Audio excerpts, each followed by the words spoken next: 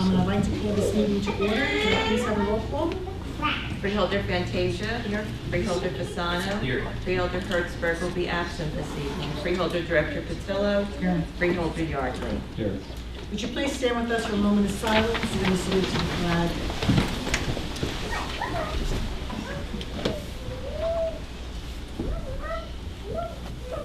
And please join with us in the salute to the flag. I pledge allegiance to the flag of the United States of America and to the republic for which it stands, one nation, under God, indivisible, with liberty and justice for all.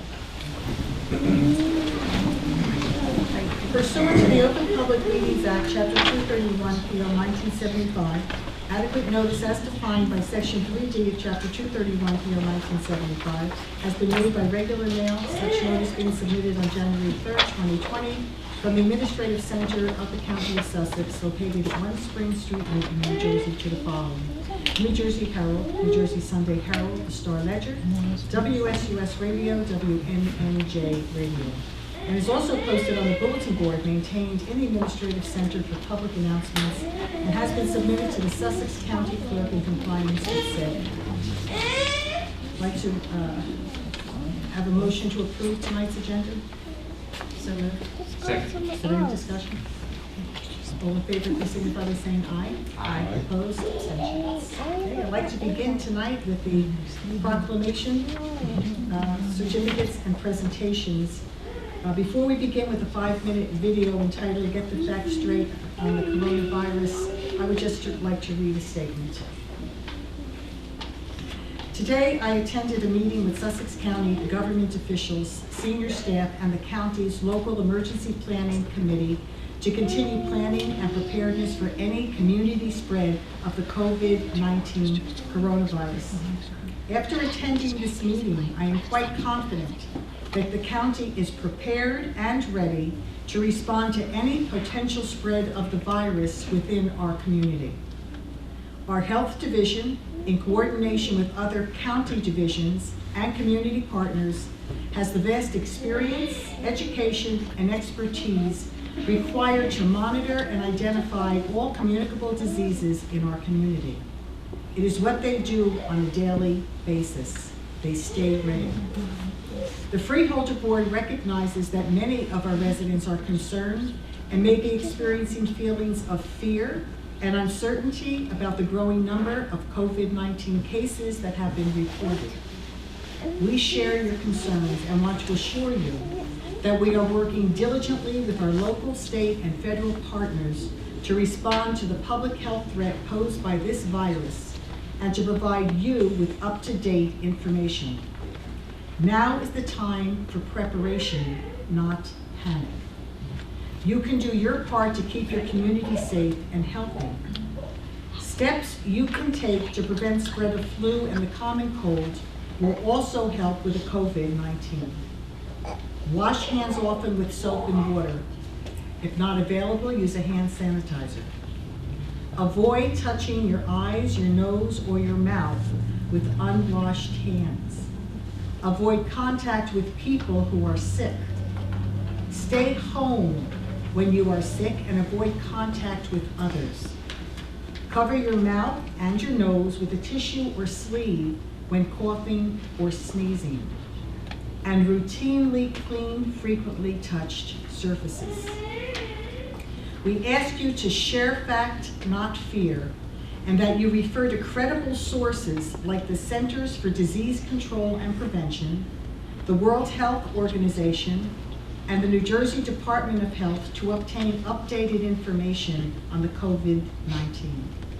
This is a rapidly changing situation. These resources and the most updated guidance and recommendations from our state and federal partners may be found on the Sussex County website at sussex.newjersey.us. I'm going to say that again. sussex.newjersey.us. We are updating constantly on that site, giving you all of the updated information that's coming in from federal and state resources. The safety of our residents is our highest priority. And we assure you that we stand ready to respond should the virus appear in our county. And it's important that you know that as of now, there are no confirmed cases in Sussex County. And what you're going to find happening with schools and with our county and with the college and other 501Cs, they're canceling a lot of their programs, a lot of their events, just to give everybody a chance to stay away from everybody else. Okay? It's a great time for prevention. There are no cases. We can take prevention, cautionary statements of things that we need to do that I just read to you to help that virus stay as far away from Sussex County as possible. But as we said, it's a changing circumstance, so we've got the information up for you. You can always call our health department if you have any questions, but please don't get fearful and start passing out things you see on Facebook. I've seen some crazy stuff on Facebook lately. Please don't believe what you see on Facebook and social media. Find out the facts. Okay? So I want to start with that. And now we're going to show you a 5-minute video on the coronavirus, which is very interesting. Want to turn the lights out? So we need to get the facts straight. How does this virus work? How does it transmit? Where does it want to go? And let's protect ourselves. I'm Dr. Peter Lynn. I'm a family physician in Toronto, Canada. The coronavirus is a family of viruses that can cause as mild things as just a common cold, all the way up to SARS or MERS. These are these bad pneumonias that we're talking about. And basically what these viruses are, they look like a tennis ball with all these spikes sticking out of it. And depending on the type of spike, it allows that virus to attach to certain places. So some viruses, they have the spike that attaches to your nose. So basically you just get a common cold. But the SARS virus and this new virus that we're talking about has the spike that allows it to attach to the cells in your lung. And when it attaches there, it puts in information to make photocopies of itself. So it uses our equipment to make more viruses. I'm declaring a public health emergency of international concern over the global outbreak of novel coronavirus. Most of the coronaviruses live in animals. In this particular case, it was from Wuhan. There was a fish market where they were selling live animals. And the thought is that the virus was in a live animal, then it crossed into a human. But then what we found was that people were getting sick in terms of healthcare workers, in terms of family members that were looking after them, which now meant that the virus can pass from human to another human. Just like all viruses, it needs to reach a target, which is your lung. And it has to get there with your help. It has no feet and no wings. So therefore it needs us to move it there. So that's why we keep saying, don't hang around sneezy people because you're gonna breathe it in. And don't touch your face because that's how the virus is gonna get in. The masks are helpful, but they're not necessary because they're leaky. The ones that you and I buy basically have pockets here, so therefore the virus can get in. What the masks really do is they stop us from touching our face.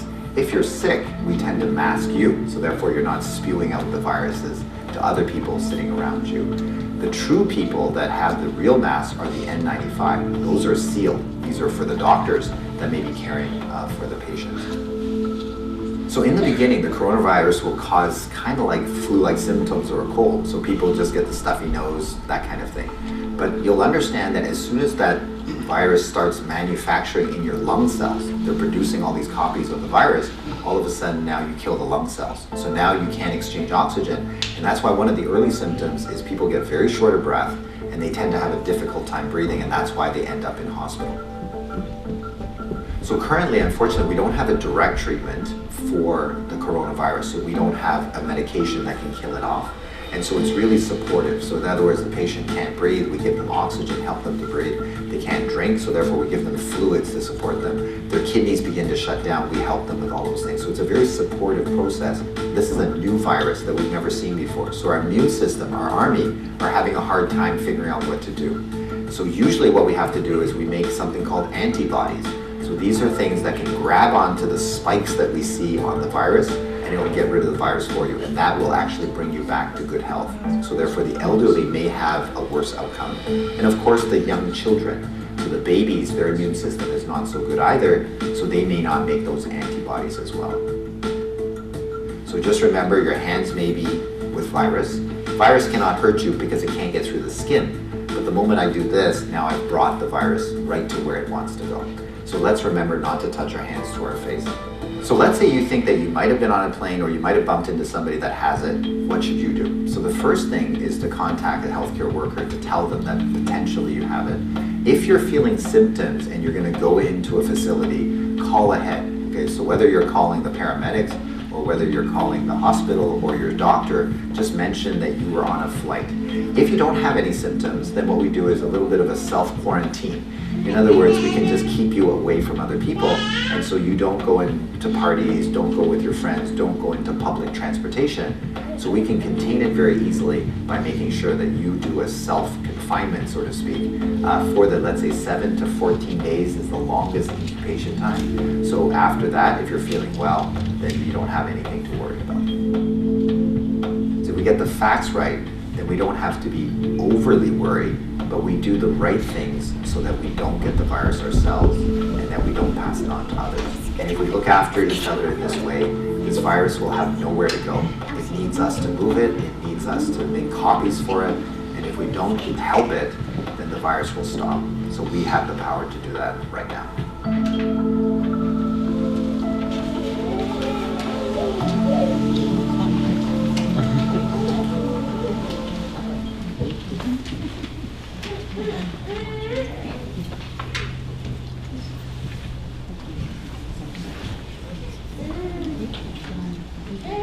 Well, it's great to have the Girl Scouts here. We're going to recognize Girl Scout Week, March 8th through March 14th. Everybody that's a Girl Scout, raise your hand. Wow, in the Girl Scouts, that's great. You know, I find Girl Scouts to be some of the nicest people that I know. And when I was mayor, I was very active with all the Girl Scouts in my town. They would invite me to all of their events and all of their awards, and we would have a great time together. You know what I found out about Girl Scouts? Is that you could have one Girl Scout in a group of 100 people, and they could look at those people and they could find the ones that were hurting, the ones that needed help, the ones that were tired, the ones that maybe needed a kind word. They were very alert to things like that, about other people, more so than they were about themselves. And I found that whenever I needed help, I would call the Girl Scouts. Because you know why? They would always come. And they'd come with smiles, and they enjoyed helping. And it was just a wonderful opportunity to spend time with some really great children. And I want to just congratulate all of the leaders and the parents that are here, because these programs don't work on their own.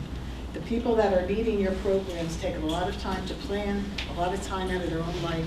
I remember the joke in a pack-on was, you know, why don't you just be a leader for Girl Scouts? It's like two meetings a month or something. Right? 2 meetings a month and the rest of your life, because it just takes that much time to do it right. But I will tell you that it's a worthwhile program, and that your character is being changed in ways you aren't even going to notice until you get older. But your character is being molded to just help others, to understand what it is to give back to the community, to love and forgive people, to honor your family. And I'm always so proud of all of you for all that you accomplish. I hope that you'll continue up through your bronze and up through your silver and then up to your gold award. So many will go to the bronze and we can't push them up. But I'm hoping that this group here will get all the way up to their gold award. That would be wonderful. So I'm very happy to present this proclamation. Ben, would you like to come up and speak on behalf of the Girl Scouts? So I am Betty Garger. I'm the CEO of Girl Scouts of Northern New Jersey, and I'm very happy to be here tonight.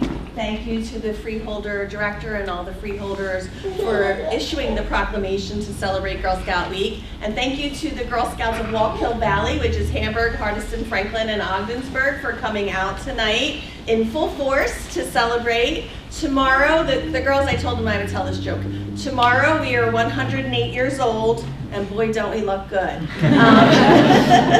So tomorrow we do celebrate Girl Scout birthday, so this is Girl Scout Week. I will say it's been a crazy Girl Scout week, but we are so happy to be here and happy to have our girls here. We have our daisies who are in kindergarten through 1st grade, all the way up to, what grade are you in? 7th grade, and so when we do have Girl Scouts going all the way up to 12th grade, and as Freeholder Director said, earning the Girl Scout Gold Award. In Sussex County alone, we have more than 2,100 Girl Scouts and volunteers, and Northern New Jersey, which is what we are all part of, and that has 26,000 girls and 14,000 adult volunteers. So, as Freehold Director said, thank you to the volunteers, thank you to Molly Hubbard, who leads the way.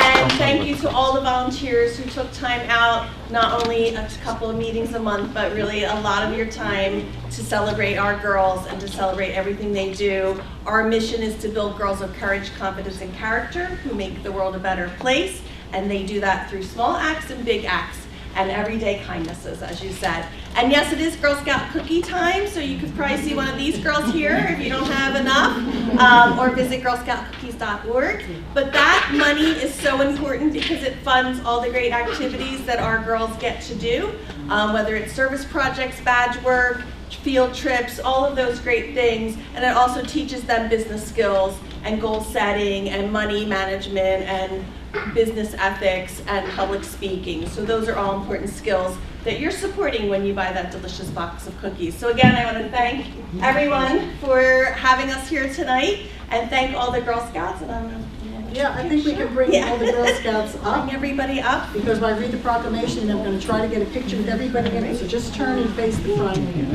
Have our daisies in the front. So the daisies in the front. A couple of you back here. You can get even some more little ones over there. Just turn forward and then we'll face you. We'll put you in for the picture. But just face the audience. You can just face the audience. Okay. Whereas Girl Scouts is recognized as a national leader in providing the best leadership development experience in the world for girls. And whereas Girl Scouts brings time-tested methods and research-backed programs that speak to the strength of girl leadership development, backed by more than 100 years of experience and expertise in the field. And whereas in Girl Scouts, girls develop their leadership potential through activities that enable them to discover their values, skills, and the world around them, connecting with others in a multicultural environment. And whereas Girl Scouting is continuing a legacy of creating gender-balanced leadership in the United States and the world in its second century of service to girls, by providing girls with the tools to become leaders dedicated to making this country and the world a better place. And I'm going to stop right there for a minute, because people don't realize when we're talking about country and the world, is that your influence today can be worldwide. Between the internet and all the other technology that we have, we're not separated from other countries. So you have within yourselves the ability not just to change your community and to change your country, but to change the world. So please take that seriously when we read this.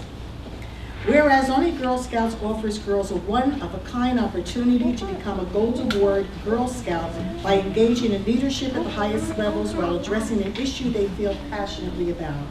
And whereas the Girl Scout Gold Award, the highest honor a Girl Scout can earn, acknowledges each recipient's power and dedication to not only bettering herself, but to making the world a better place for others.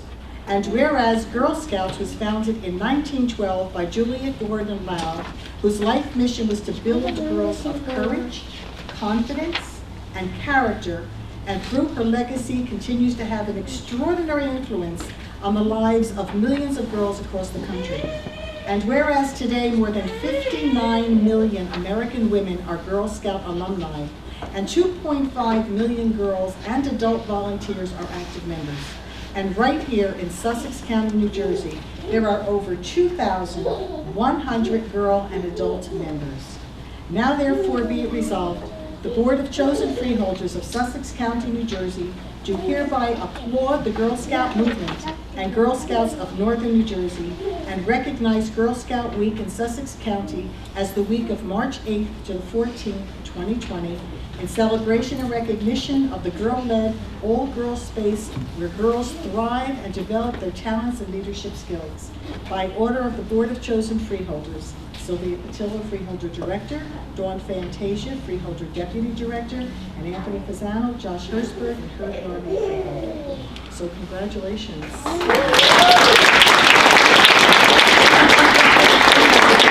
You want to move some of them, have some of them. Can we have the daisies sit down? Would you be able to get them if they sit? Sure. Okay, can we get a couple others just to sit down right here, because we have to move. Let me get out of here. I can do this during this day.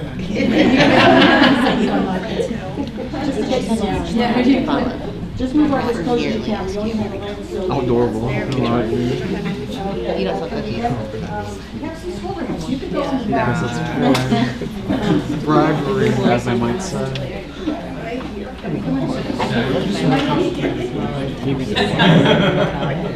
Yeah. Definitely. You could get right in here. Look for the holes between them right there. And you have 2 more. I'm just gonna move these. That's perfect. That's perfect. I think we can do that. You are very good. I got it again. Want this chair moved? I gotta get down. I also want to mention that our director and our deputy director, both women, so we are working to close our gender gap, so very proud of Sussex County for its freeholder leadership. Wait a minute, hold on. Okay, ready?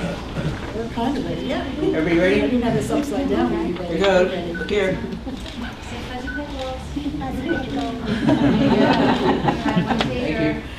And thank you so much for the cookies. They were like, oh, pictures.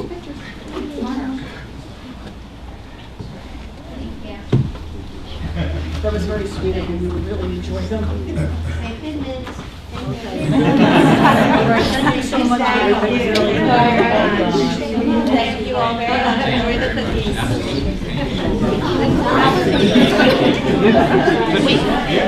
Don't worry. Thank you. See, you are helpers. So the girls got one.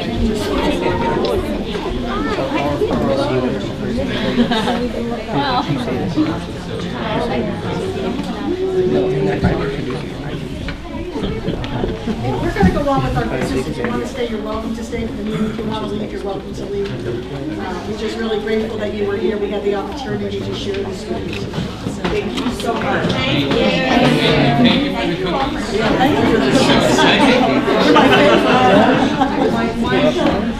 We're gonna leave afterwards.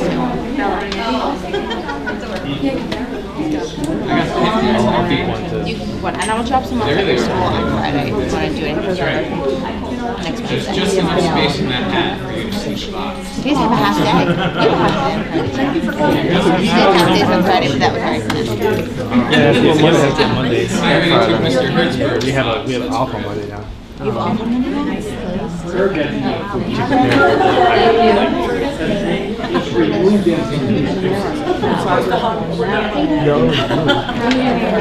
No, like the other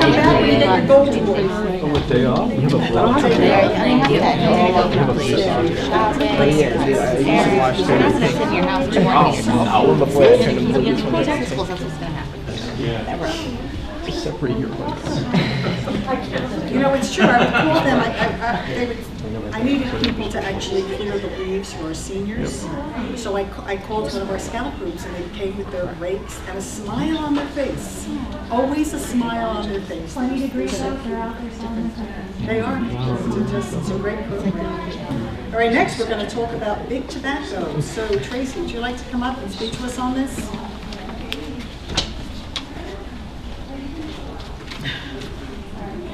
That's okay. Hi everyone. On the behalf of the Center for Prevention and Counseling and the Tobacco Free for a Healthy New Jersey, I would like to say thank you to all of the freeholders in the county for making March 18th Take Down Big Tobacco National Day of Action. This is an initiative that, although it goes all year long, is really recognized on the 18th of March every year. And basically, we are working towards making the next generation, the first generation of being completely tobacco free, which includes epidemic of e-vapes, e-cigarettes, and vaping. I have with me today 3 of our young people, because the voices of our young people are the most important. They are from our Tobacco Free for a Healthy New Jersey's Youth Tobacco Action Group, Incorruptible Us.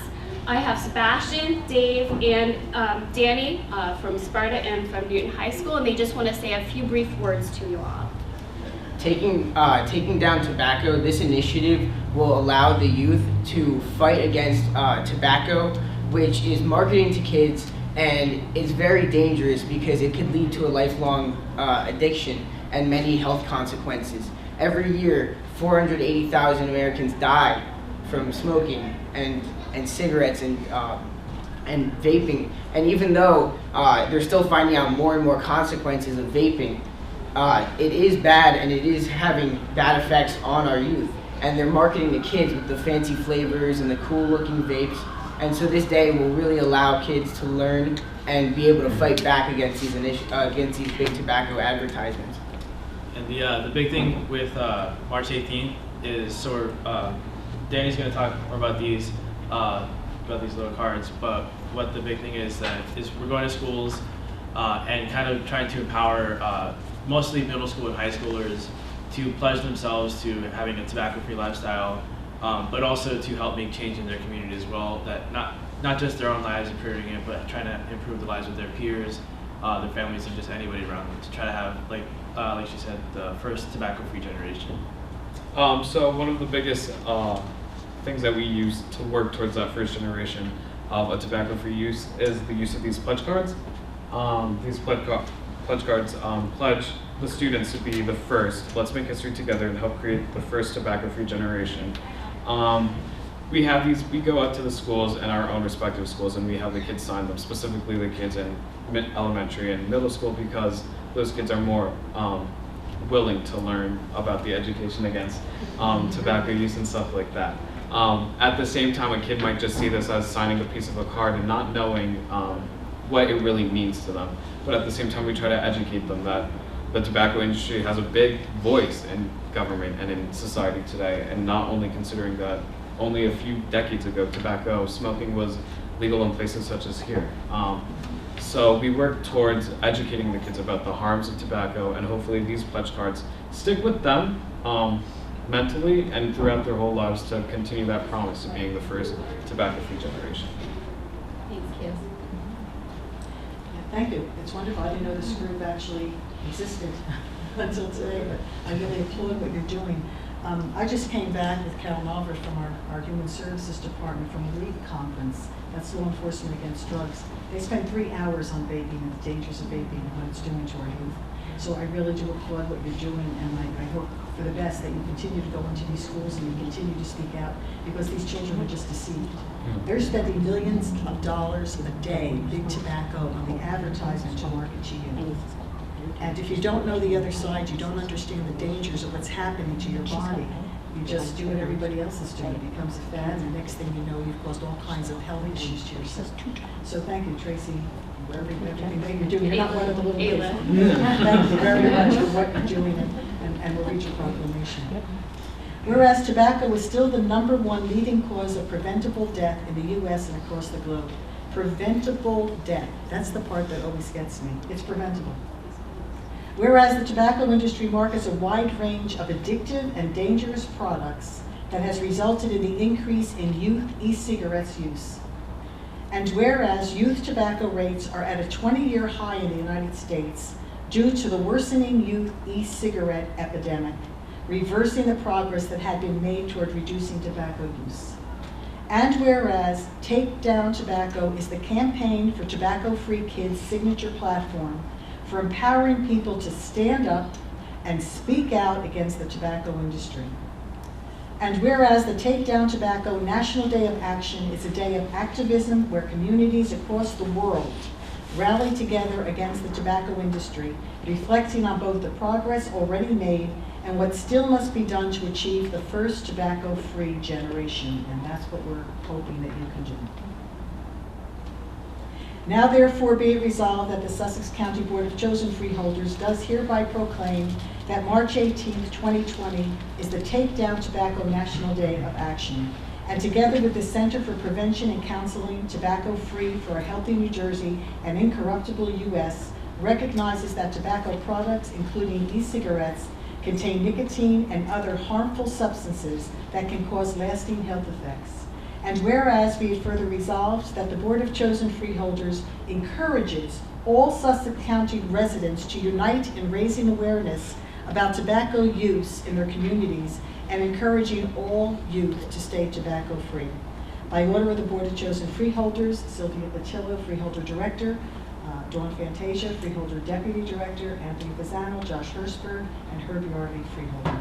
Thank you. I'm not going to shake anybody's hands, but after our program, we all know that you don't want to do that. But I just want to wave to you and congratulate you and thank you. And, can we get 2 and 2 on each side, or that would work? Trying to get these pictures is not an easy. Okay, there we go. There.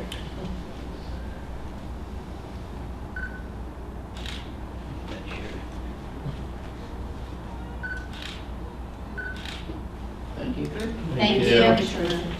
Thank you very much.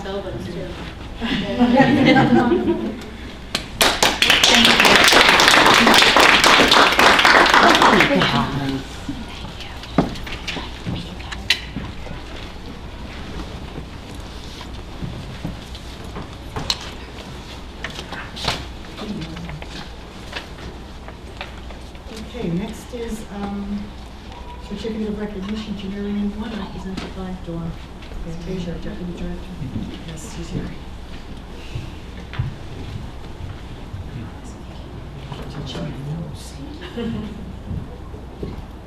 Hi. Good. I would shake your hand, but and for the record, I was a Brownie and a Girl Scout. So to tell you a little bit about Marianne and Marianne's award, Marianne Warner began working for Sussex County Transit in February of 1992. Prior to this time, she worked for Easter Seals Transportation, which became Sussex County Transit. Over time, drivers get to know their regular passengers and their routines. On the morning of January 21st, 2020, when Marianne picked up a long-standing passenger to drive him to his place of employment, she noticed he was not his usual self. He was breathing heavily and sweating and admitted that he did not feel well. She was very concerned and suggested that she drive him to Newton Medical Center instead of taking him to work. The passenger insisted that he needed to get to work, but Marianne followed her instincts and drove straight to the hospital. Once there, he allowed another passenger to assist him into the ER. Later that day, Skylands Ride staff received a call from Kyle, a nursing coordinator at Newton Medical Center. He told the staff what Marianne had done, and he added that the patient had gone into cardiac arrest while in the ER. They were able to revive him, and he was airlifted to Morristown Medical Center. Kyle was extremely pleased with Marianne's quick thinking and concern for her passenger. He submitted her name to receive an award from the hospital. Marianne was presented the Visions Award from Newton Medical Center Foundation at its Heart and Soul event held at Corona Farms on February 26, 2020. The County of Sussex Department of Health and Human Services and Skylands Ride commend Marianne on her quick thinking and compassionate response to a situation that saved the life.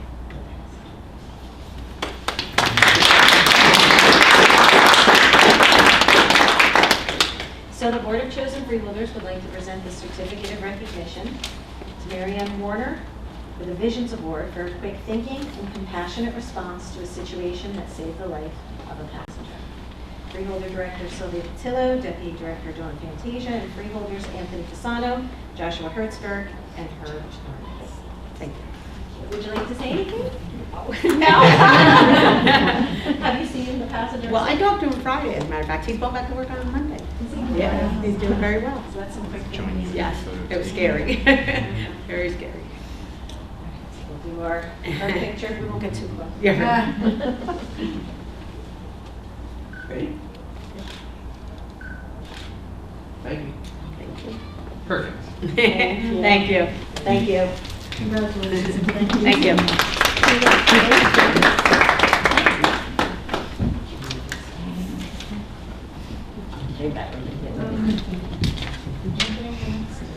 Yes, is Miss Jackie Staple here? Hi.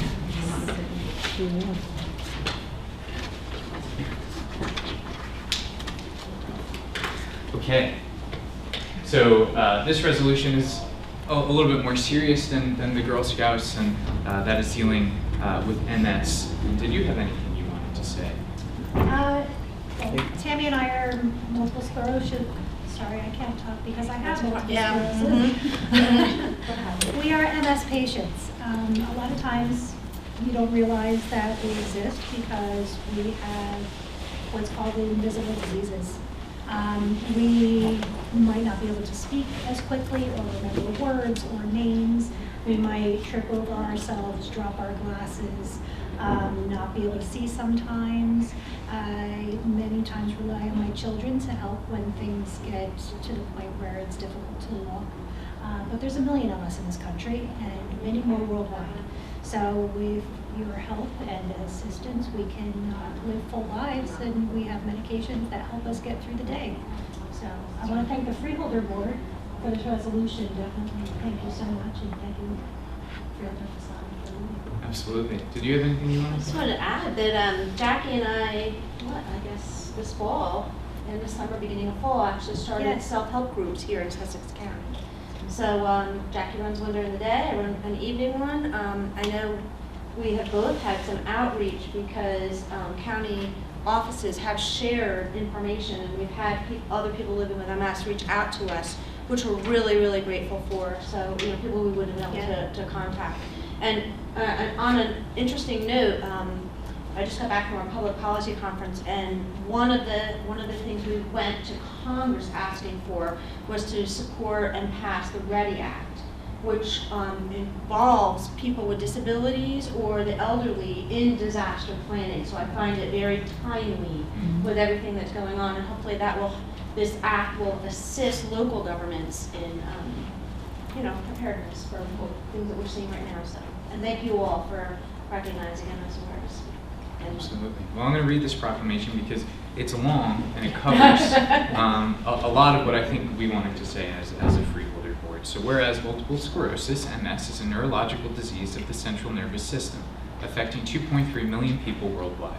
And whereas the National Multiple Sclerosis Society New Jersey chapter reports that in our state, more than 14,000 people are living with MS, and that the disease generally strikes people in the prime of their life, between ages 20 and 50.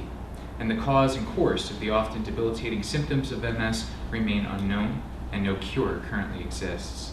And whereas the National Multiple Sclerosis Society has been committed for 73 years to a world free of MS, heightened public knowledge about and the insight into the disease.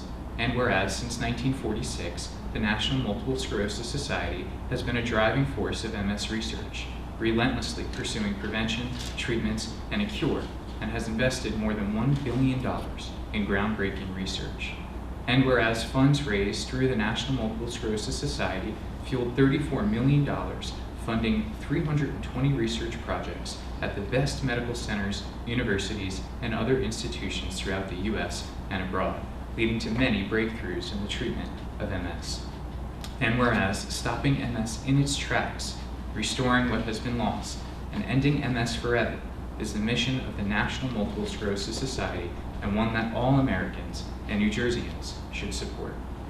And whereas the County of Sussex, New Jersey recognizes the importance of finding the cause and cure of MS and expresses its appreciation for the dedication that the National Multiple Sclerosis Society New Jersey chapter has shown toward creating a world free of MS. Now therefore be it resolved that the Sussex County Board of Freeholders, by the virtue and authority vested in us by the Constitution and laws of the great state of New Jersey, do hereby proclaim March 8th to 14th, 2020 as MS Awareness Week, and do commend the observance to all, this observance to all of our citizens. We encourage all New Jerseyans to learn more about multiple sclerosis and what they can do to support individuals with MS and their families. By the order of the Board of Chosen Freeholders, Sylvia Patillo, Freeholder Director, Dawn Fantasia, Freeholder Deputy Director, Josh Hertzberg, Her Yardley, and myself. And I want to thank both of you for coming here and being vocal about this issue, and we support that. Thank you so much. Appreciate it. Maybe like Okay. a rose between two thorns. How about that? Right? Here we go. Are you ready?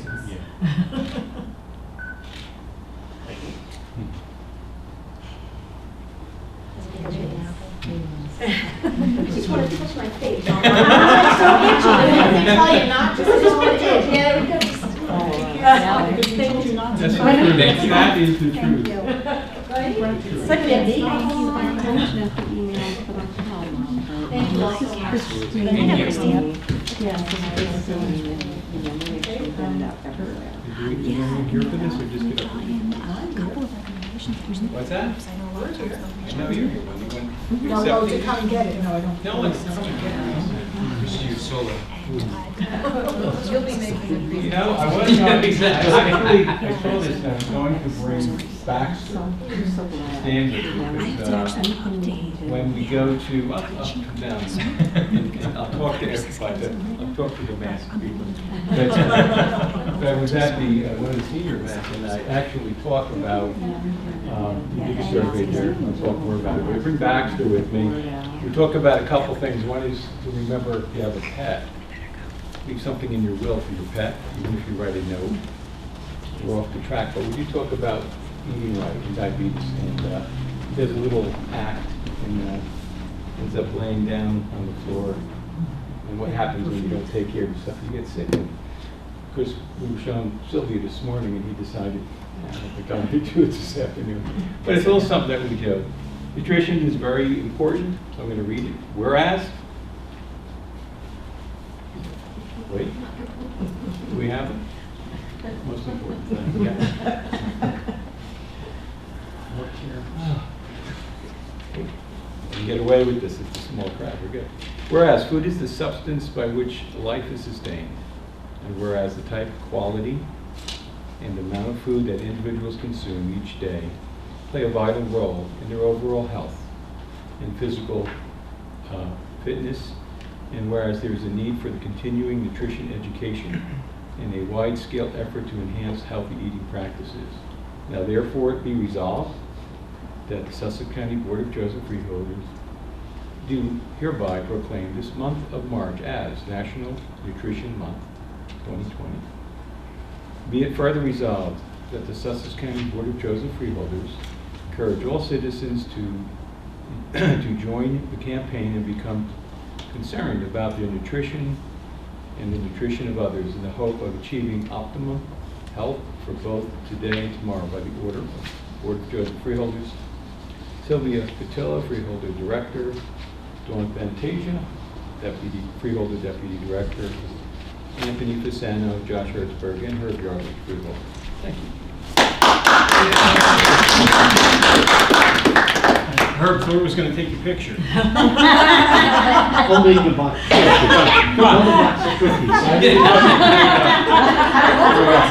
National Nutrition Month. Can you? I need Baxter here for this picture. You can't imagine where you're going to see that picture. The dark for you. Okay. Great presentations. Next is our public hearing, a final adoption for ordinance 20-01. At our regular meeting held on February 19, 2020, we introduced for first reading the following ordinance, which was advertised in the New Jersey Herald, issue of February 21, 2020, together with the notice of public hearing, stating it would be held at this meeting at 6 p.m. Capital ordinance providing for road and bridge improvements, information technology improvements, general capital improvements, and acquisition of non-passenger vehicles for equipment for various county-owned facilities in and for the county of Sussex, state of New Jersey, and appropriating $2,505,951, therefore $932,792 from the county's capital improvement fund, and $1,573,159 from a grant or grants received or expected to be received from the New Jersey Department of Transportation to pay for the cost thereof. May I please have a motion to open this public hearing to the public? So moved. Second. All in favor, please signify by saying aye. Aye. Okay. We're open to the public. Is there anyone here that would like to speak on this ordinance? Okay, not hearing any, can I have a motion to return to the board, please? So moved. Second. All in favor, please signify by saying aye. Aye. Okay. Now I need a motion that this ordinance be finally adopted and authorize the clerk to advise this ordinance is finally adopted, and also post same on the bulletin board in the lobby of the County Administrative Center. Is that a motion? So moved. Second. Okay, is there any discussion? A roll call vote, please. Freeholder Pantasia? Yes. Freeholder Fasano? Yes. Freeholder Director Patillo? Yes. Freeholder Yardley? Yes. Okay, next we have our public session from the floor, and this public session is for items on the agenda only. Comments are limited to 3 minutes or less and must only address issues regarding the agenda items. Please state your name and print your name and municipality on the sign-in sheet. Do you want to move that over? No, we're testing this for the camera angle. Oh, great. Okay, is there anyone, a motion to open to the floor, please? I'll make the motion. Second. All in favor, please signify by saying aye. Aye. Is there anyone that would like to speak on anything on this agenda? Please come up now.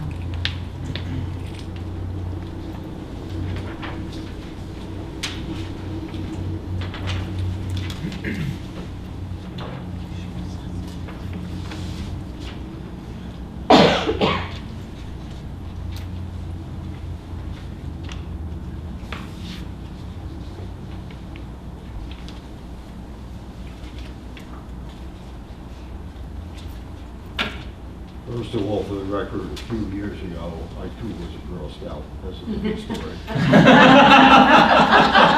You read your time. Always got to one-up me this time. I couldn't get that girl mine, I'm sorry. Supposedly Republicans leave in small government and low taxes. We've lost our Republican Party. Today's Republicans are more like what the Democrats used to be. Tax, tax, tax. But then the Democrats are socialist communists. We're losing our whole country. We need this budget cut. We need it where the people can keep some of their own money and spend it on what they want, not what you want. Last year's budget was a disaster. I'm from Wantage. We were in the barrel with Branchville and partially Newton. The average property, residential property owner in Wantage, on your budget alone, saw a $95 tax increase. Branchville 82, Newton 58. That's money people need. This year, based on the calculations I've run, Wantage isn't coming out too bad. We're actually going to get maybe a $15, $16 reduction in our taxes. Well, what about Lafayette? They're going to see a $125 increase on the average residential property. Then looking at the information I got from the Department of Ed, I looked at High Point High School. They're probably going to get a $200 increase in their taxes from High Point. So without including their own elementary school and their own municipal government, they're already facing potentially over a $300 increase in their property taxes. Where are the people supposed to come up with this money? Start cutting out the things that aren't necessary and let the people keep their own money. Thank you. Is there anyone else that would like to speak? I've updated some of the information. Thanks. Not hearing any motion to bring it back, please. Second. All in favor, please signify by saying aye. Aye. Okay, we're open for freeholder comments. Anthony?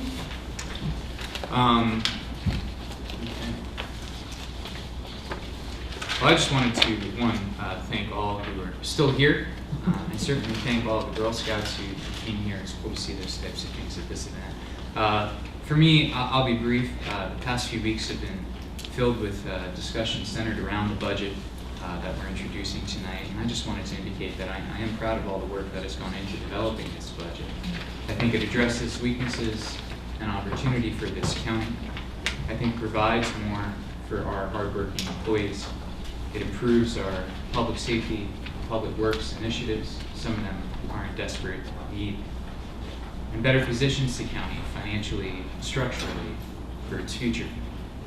I know we'll be discussing this more at our public hearing and adoption meeting on April 8th, but I did just want to take a moment to thank our County Administrator, Greg, our Chief Financial Officer, Helga, the entire Freeholder Board, and our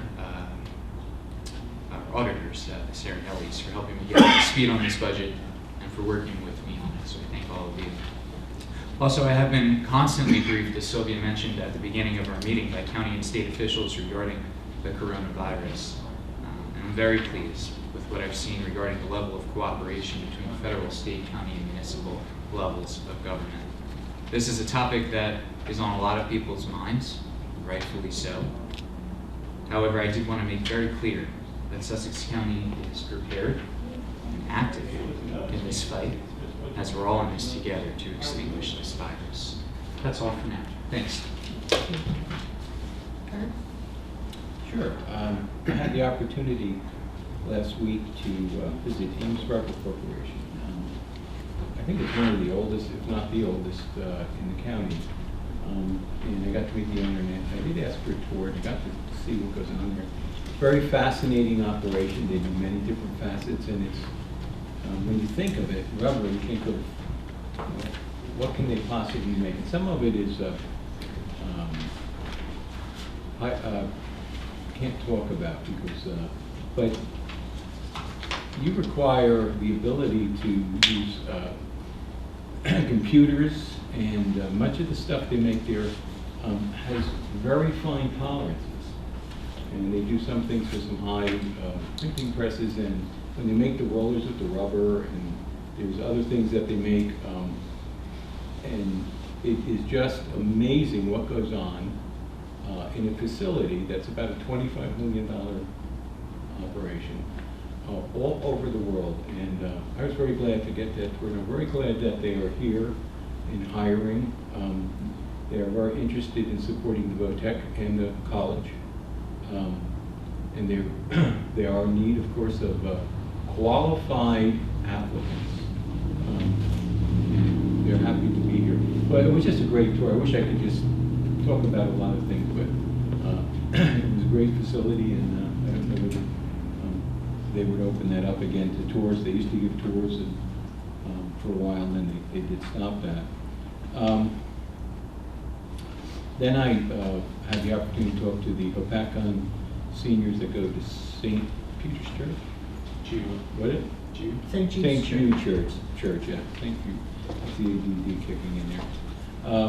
And Baxter and I had the pleasure of talking to them. We took them a bunch of the surveys and a lot of material, which they like. Thank you, Carol, for putting that packet together.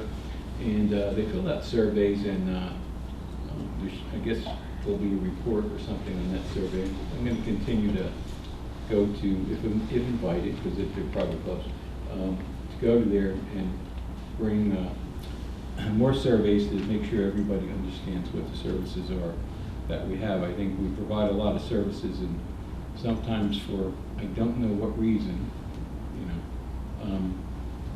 seniors just, they don't know. No matter how many times you tell them or put things on the website or hand them stuff, they're going, where can I get this, or can I get help for oil? Okay. And I said, did you call the county? Who do I call? It just amazes me, and I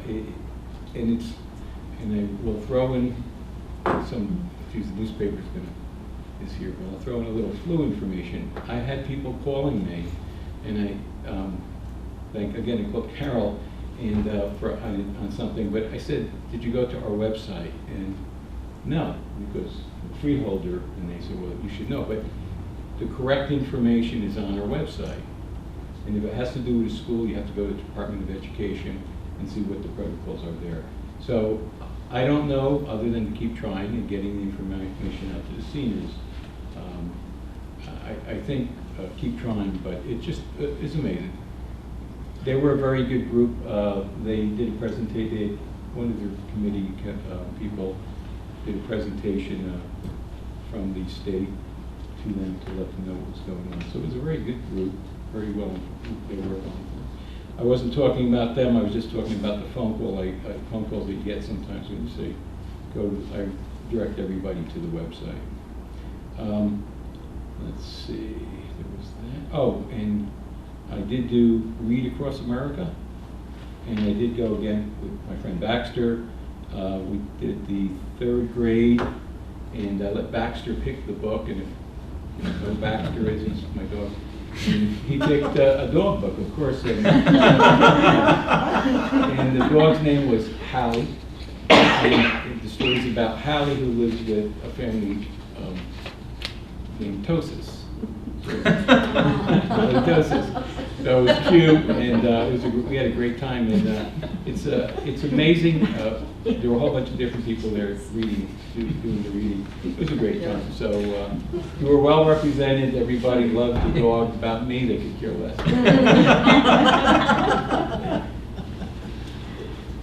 Okay, we're good. Thank you. I don't know how I follow that. First, the Girl Scout out there, now Baxter here. This is bad. Okay, I just have a couple things. The first thing I do want to talk about is the Sussex County Arts and Heritage Council. They have their exposed juried photography exhibit, and I went last year, and it was I saw the senior citizen exhibit, I believe, for the seniors with their artwork, but they have the photography one. It's scheduled to be this Saturday at the studio right there on Spring Street. And the awards, I believe, begin at 6 p.m. It's open to the public from 5 to 7. I'm going to do my best to be there to present the awards. And if you haven't been to the studio, you should definitely check it out. It's amazing how much local talent we have and artists. And we also do some sharing arrangement. I believe that there's a group out of Roxbury that come and they display their art as well. And a lot is available for purchase. So just an interesting place to visit. To talk a little bit about the coronavirus from a school perspective, and I'm not an administrator in Sussex County, I'm an administrator in Bergen County, but the directives were universal across the entire state. The governor had rolled out that every school district had to put together a plan of how we would possibly address if there was the need to close. In the state of New Jersey, every student has to attend a minimum of 180 school days.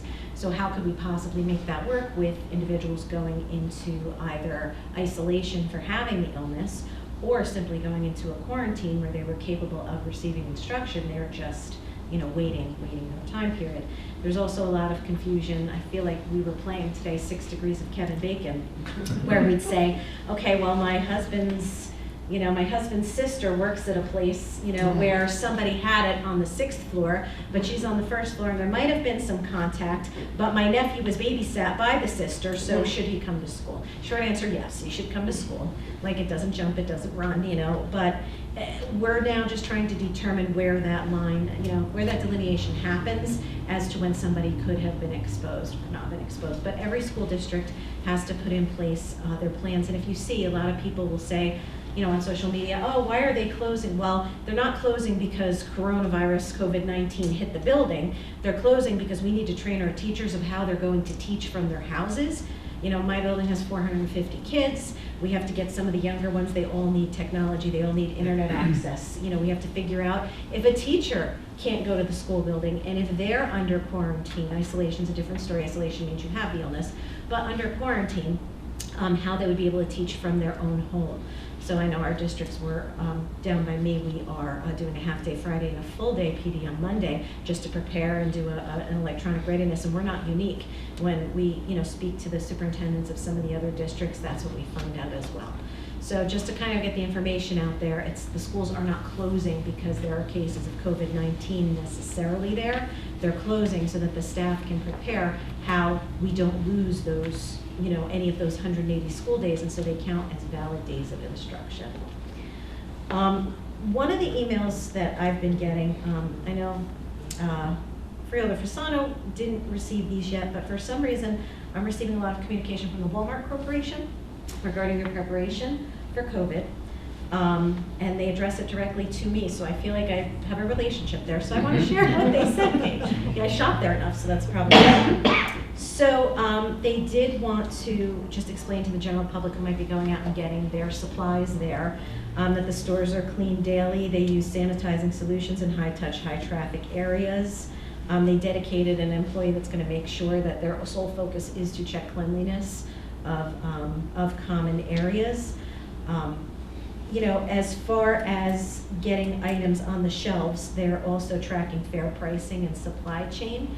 We all know toilet paper's going for about $100 a roll right about now. People are selling on Facebook little baggies of leaves that they've gotten from outside as a joke, saying, free or $10. So what they're doing is they're making sure that the replenishments are coming, trying to limit the number that customers can get, at any given time. And they're actually also debating doing a third-party sanitizing, where they actually bring in a hardcore company to come in besides their own associates. And I know a lot of schools are doing that as well. We're enlisting, outside companies besides our own staff. But anyhow, knowing that Walmart is definitely a hub here in Newton, there's one in Franklin, it seems to be, the gathering place and a good place to get your supplies, just so you know they're aware and trying to keep their stores clean and well stocked so that you can get what you would need in the county. And another thing that they sent me is they wanted to let us know that in 2020, June of this year, they're going to start rolling out prescription drug disposable kiosks in 1,000 locations of pharmacies. So as we talk about the opioid crisis, and a lot of the police departments have where you can drop your unused medicine off, starting in June, the Newton Walmart, not the Franklin one, they're not on the list, but the Newton Walmart will have a place where you can dispose of your unwanted prescription medications, just as an effort to try to curb the prescription drug misuse. And that's what I have. Thank you. Okay. I would just like to let you know that I got a call from Marty Kane. And Marty Kane is the Historical Society and the PAC Company. He also works with the Lake of Paccon Foundation. And as you remember, we made a donation to support their grants that they put into the state. And they received it. They received funding for $500 to address 5 projects. $500,000. Actually, it's been a long day. Actually, it was. I think the grant was $479,000. 479,000. Thank you. 479,000, and we got 500,000. So they gave us a teeny little bit more than actually asked for. My point is there were only 9 out of the 23 applications that received any money at all. We received the maximum. And the interesting thing about this particular grant is all the other grants that we have had over the last 40 years that I've been involved in went for reports. This is not about reporting anything. It's about 5 actual treatments that they're going to put into the lake. So finally we'll get something in that lake to see which treatment works. And if we're successful, the lakes can follow. But we haven't been able to get the money to get any treatment in the lake, and this is the first time we're going to get that. Anyway, he called to tell you how thankful he was for your support. He felt that it really had an influence on them receiving that grant. The other thing is the backpack snacks for kids. WNNJ, WSUS, and MAX 106.3 will host the 5th annual Backpack Snacks for Kids food drive in the Weiss Markets in Franklin and Newton. And that will be on Saturday and Sunday, March 21st and 22nd from 10 to 3. We'd ask that you please be involved in that fundraiser. This money goes out to the children that receive a backpack every weekend filled with food so that they have something to eat over the weekend so they get back to school on Monday. Very important project, and we have quite a few children in our county that are using these backpacks. One more thing I just want to mention is the AARP Smart Driver course. There's a Smart Driver course will be held at Sussex County Community College in the Performing Arts Center atrium, room A227, and that's on Tuesday, March 24th from 9 a.m. to 3 p.m. And the reason I'm reading this is because this is a 6-hour course that upon completion offers participants a discount on their insurance premiums for 3 years. Okay, so if you take this course and you're an adult 50 plus, you can receive a discount on your insurance premiums for 3 years. So it's something to think about. Okay, having said that, we're done with the comments. We'll go on. I need a approval of the consent agenda, and that is from A to G. Let me just read this first. The Board of Chosen Freeholders of the County of Sussex has reviewed the consent agenda consisting of various proposed resolutions and determined that adoption of the said resolutions is in and will further the public interest. If any freeholder would like to remove an item to be considered separately, please do it now. Is there anyone that would like to remove anything? No? Okay, then I need a motion, please, from A to G. Make the motion. Second? Second. Okay, all in favor, please signify. Oh, that roll call, we need a roll call, sorry. That's okay. Freeholder Fantasia? Yes. Freeholder Fasano? Yes. Freeholder Director Patillo? Yes. Freeholder Yardley? Yes. All right, approval of minutes, can I have a motion to approve the minutes for a special meeting budget workshop, February 18th, 2020? So moved. Second. Any changes or discussions? Okay, just a voice vote, all in favor, please signify by saying aye. Aye. Opposed, abstentions.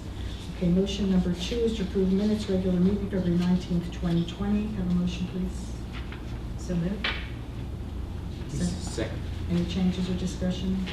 All in favor, please signify by saying aye. Aye. There's a third one, isn't it? Oh, that's with the bills. That's with the bills, okay. Appointments and our resignations. Okay, we have a resolution to appoint Conchetta Formica as a full member of the planning board to fulfill the unexpected term of Dan Flynn, said term to begin immediately and expire on December 31st, 2021. Have a motion to appoint Conchetta Formica, please. Second. All in favor, please signify by saying aye. Aye. Opposed, abstentions. Okay. Now we have resolutions from A to I. Do I have a motion to move them, please? I'll move. Do I have a second? Second. Is there any discussion? A roll call vote? Freeholder Fantasia? Yes. Freeholder Fasano? Yes. Freeholder Director Patillo? Yes. Freeholder Yardley? Yes. Okay. Awards of contract, change orders, and bids. A resolution, let's see, and B. We have the Board of Chosen Freeholders of the County of Sussex has reviewed the award of contract, change orders, bids consisting of various proposed resolutions and determined that adoption of the said resolutions is in and will further the public interest. Could I please have a motion to move contracts A and B? So moved. Second. Is there any discussion? A roll call, please. Freeholder Fantasia? Yes. Freeholder Fasano? Yes. Freeholder Director Patillo? Yes. Freeholder Yardley? Yes. Okay, now for financial, we have 3, A, B, and C. So A is payment of bills list, February 26, 2020. Could I have a motion to move the bill list, please? So moved. Second. Any discussion? A roll call, please. Freeholder Fantasia? Yes. Freeholder Fasano? Yes. Freeholder Director Patillo? Yes. Freeholder Yardley? Yes. Okay, resolution B is payment of bills list for March 11th, 2020. May I have a motion and a second, please? So moved. Second. Any discussion? A roll call, please. Freeholder Fantasia? Yes. Freeholder Fasano? Yes. Freeholder Director Patillo? Yes. Freeholder Yardley? Okay, then we can move C and D. Can I have a motion to move C and D, please? So moved. Second. Any discussion? You okay?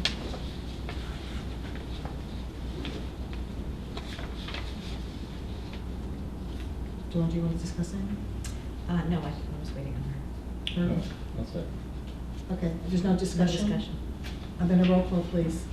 Freeholder Fantasia? Yes. Freeholder Fasano? Yes. Freeholder Director Patillo? Yes. Freeholder Yardley? Yes. Okay. E is the introduction of the 2020 county budget for first reading. The 2020 Sussex County budget is being introduced for first reading at this time and awaits approval by the board. The 2020 Sussex County budget revenues and appropriations summary will be advertised in the Herald issue of March 13th, 2020. Could I please have a motion to introduce this resolution on first reading? I'll make the motion. Second. Any discussion? A roll call, please. Freeholder Fantasia? Yes. Freeholder Fasano? Yes. Freeholder Director Patillo? Yes. Freeholder Yardley? Yes. All right, joining us this evening is Elka Yetter, CFO and County Treasurer. At this time, the County Administrator, Greg Poff, will make the budget presentation. I was certain that Elka was going to make the presentation, but I may have been mistaken. I would like to thank Tammy for staying. You know, it's only because Tammy's known me for so long that she actually stayed to watch the Yeah, that's what it is. presentation. While that logs in, I have one thing on the printer. I'll be right back. Okay.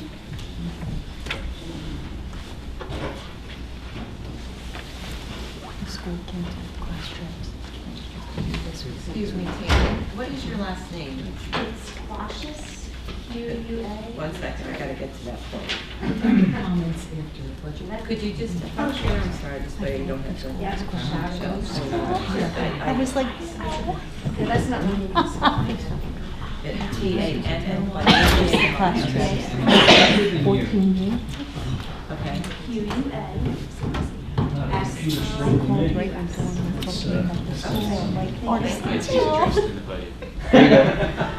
Greg, I've seen this no fewer than 5 times the rest of the Oh, yeah, no, and I'll, Please start. well, I was gonna say, okay. Apple just fine. Wow. Okay. I think it's- this is the right one. I wish they should. Can't see it. You have a hard copy, I think? Yeah. in front of you? I've seen it Okay, many okay, times. yeah. Oh, come on, you're supposed to say it's like the first time you ever First time I saw ever it. Yeah, and actually, you know, I will take a moment just to say that, you know, this will be my third budget presentation here at the county, and one of the things that we have been working on, and when I say we, it's really a team effort. I'd like to recognize all the division directors and department administrators, the various county agencies and constitutional officers that take a tremendous amount of time in developing their budget requests for the budget subcommittee's review. Then it's our budget director and finance officer who then spend a tremendous amount of time compiling that data that allows us to be able to have our department hearings and eventually work on the development of the budget that you'll see in front of you. I would like to especially acknowledge Mary Joan Shamming, who was the county's budget director. She's moved on for another professional opportunity, but I've had the pleasure of working with Mary over the last 3 years, and she really is an extraordinary budget director, and I wish her all the best in her, her future professional development. So what we have this evening, and I just want to touch base, the board was furnished with a memo dated March 6th, where I highlighted a few changes in the budget based upon the Freeholders budget work session. Specifically, there was an increase in the appropriation to the Sussex County Arts Council. That appropriation had been reduced in the past. The budget provides for an increase of $4,300, which brings the total appropriation to $7,500. In addition, while not necessarily a change, but just to highlight the fact that there was a request by the board for support of the food pantry, the volunteer food pantry. There is a $5,000 appropriation that is in there. We are evaluating how best the county will be able to support the food pantry with that appropriation, and I will continue to keep the board apprised of how we determine that support could best be delivered. There was a change in grant revenues and appropriations. Additional grants, we were notified of $97,300 received in the Division of Fiscal Management after the Freeholder work session. So the addition of grant revenues is tax neutral, does not increase the amount to be raised by taxes. By including these additional grants in the introduced budget, Chapter 159 resolutions will not be required for that $97,300. For general government, the Board of Elections modified their budget to be in compliance with the county entity cap. There were a few adjustments to general government divisions to allow for those changes. And then prior year bills. After the budget workshop, the Division of Treasury received 2 additional invoices in the amount of a whopping $297 that had to be incorporated into the introduced budget. As a result of these modifications, the 2020 proposed county budget calls for revenues and appropriations totaling $117,371,761.70, or a 1.83% increase over the 2019 total county operations. And with that, we will now begin the presentation.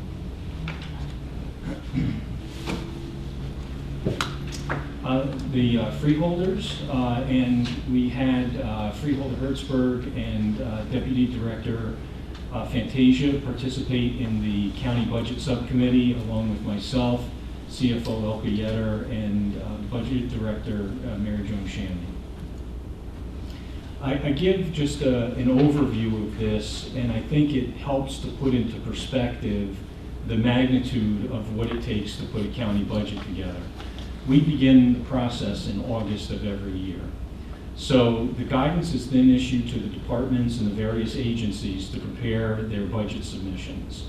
We then receive those submissions in September, and that provides for the month of September for the Department of Finance staff to put together the rather large binders that you all are familiar with having seen. And those binders are then used in the month of October when we have the department budget hearings. And the budget subcommittee then meets several weeks in October to review those budget submittals with the various agency, constitutional officers, and departments. We then make the capital proposals and the capital requests due in October. Those are compiled simultaneously with the department budget hearings that we then hold.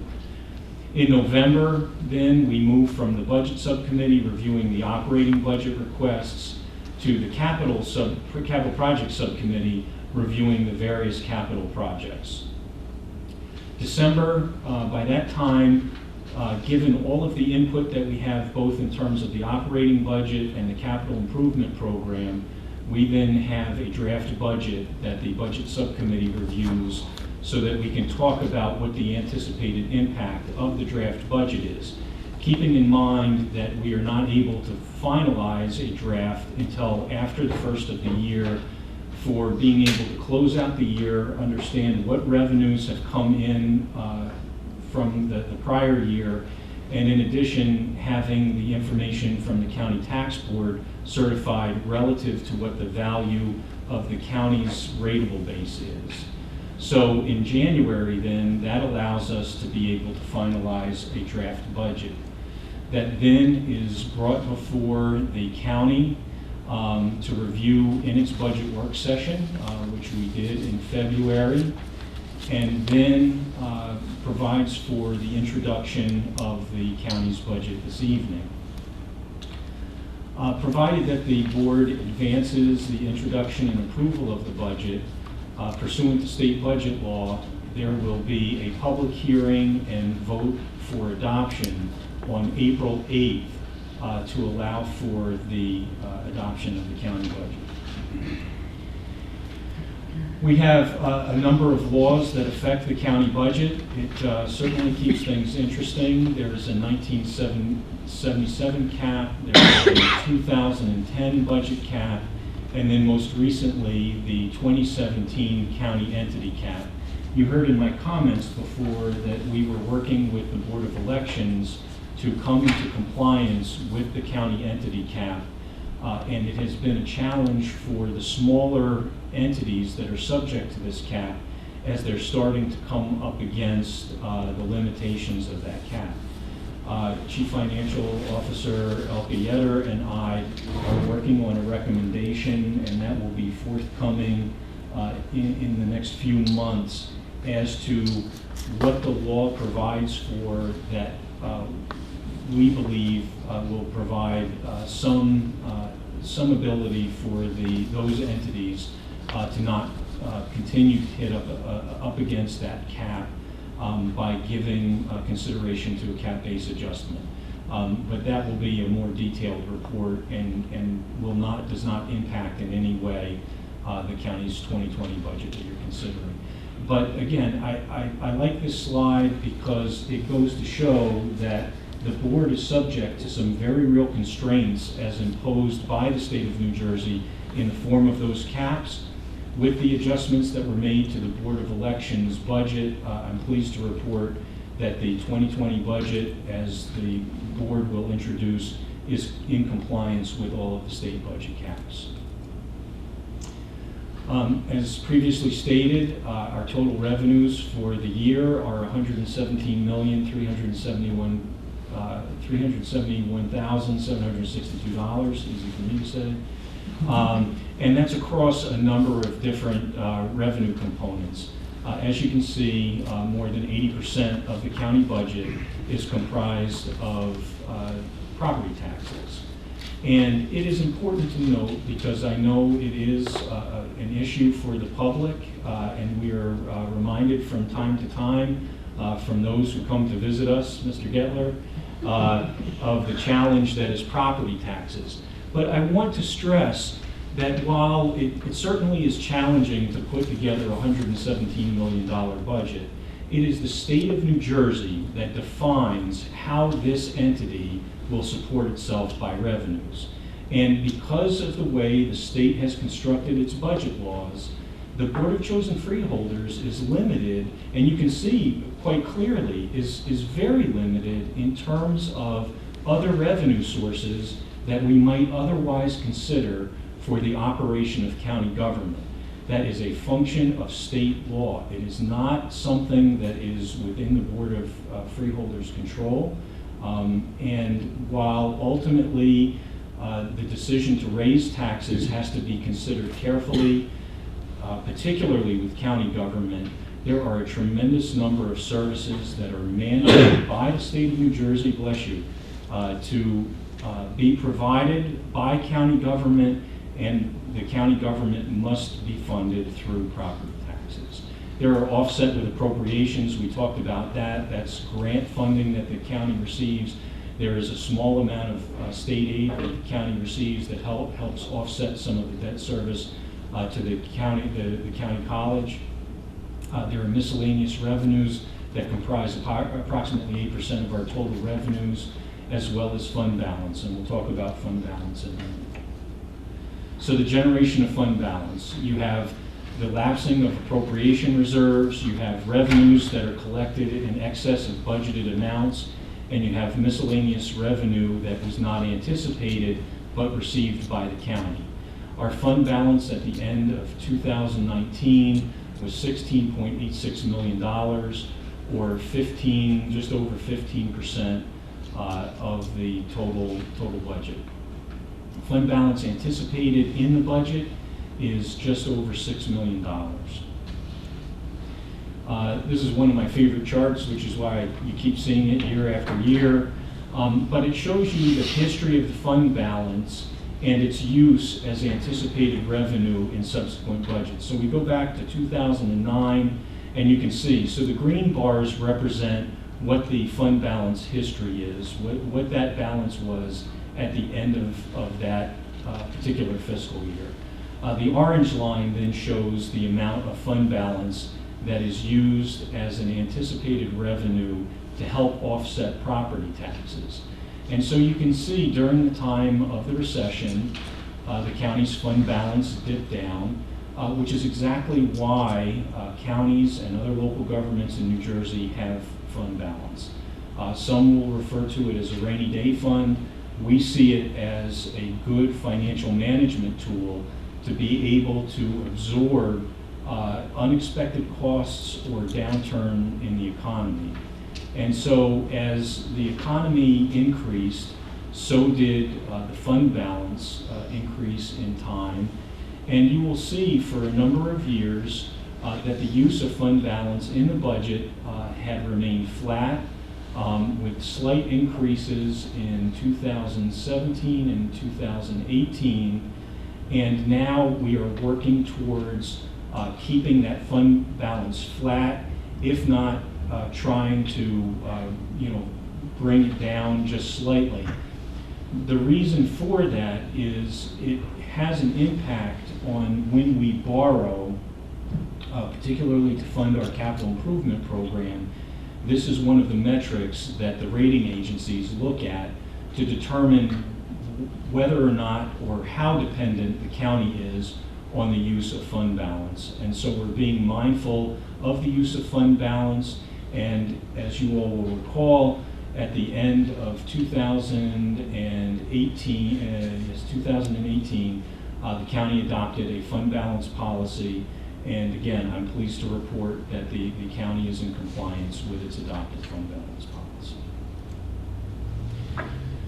So the 2020 budget represents a 1.83% increase in total operations. You have some of the figures there relative to budget amounts for 2018, 2019, 2020, as well as the tax levy, the change in the rateable base, and the tax rate per $100 of assessed value.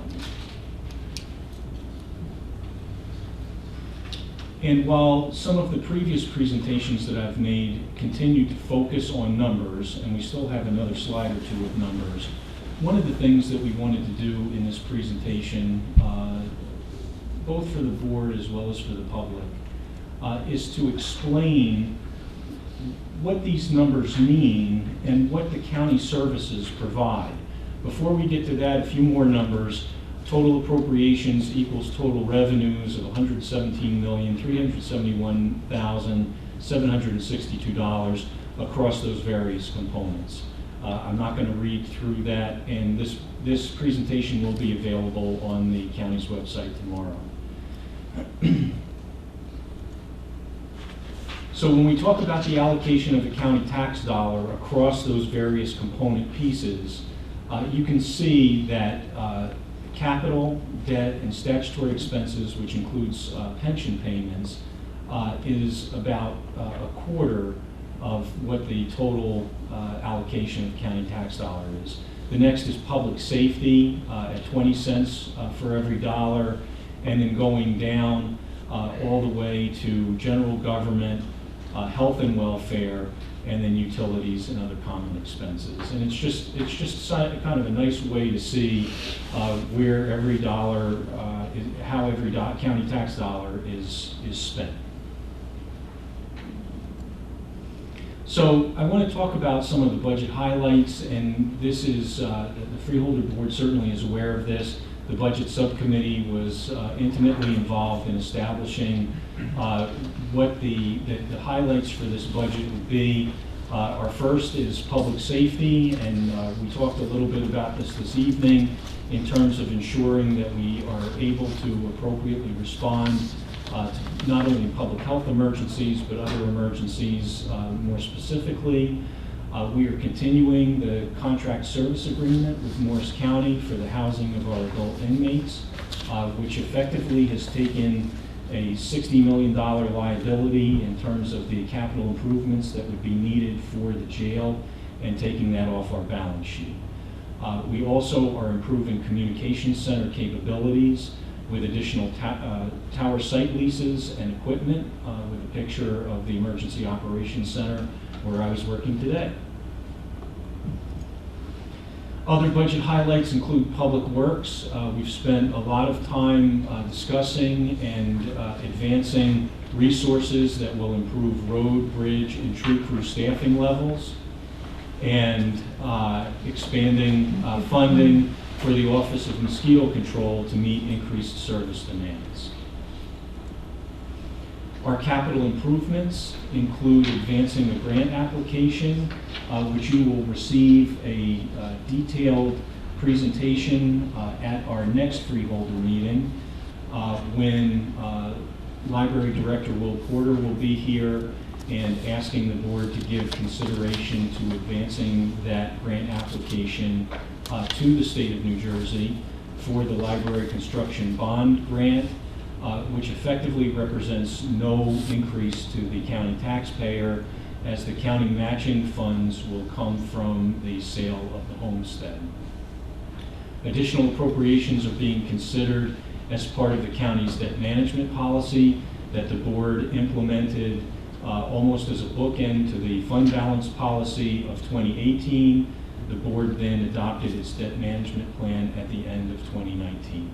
And so those two policies, particularly with the debt management policy, the board and the public should be aware that the appropriation in the operating budget went from $500,000 in 2019 to now $1 million for our capital improvements.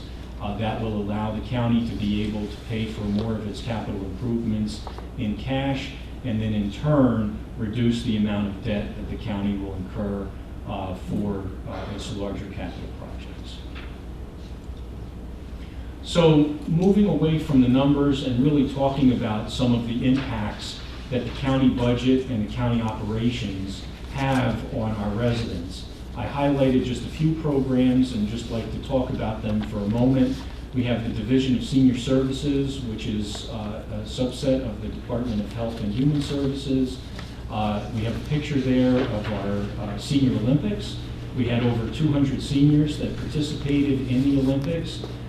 They enjoyed the training for the event, building relationships, having some competition, but also too, it establishes relationships between those seniors and the Division of Senior Services that really acts as a clearinghouse for all of the services that are provided by the county and some of our nonprofit partners, and really is a good way to outreach to those who are in need of these services. And the division specifically promotes a variety of activities and programs that allow for our senior citizen population to age in their homes and enjoy a high quality of life.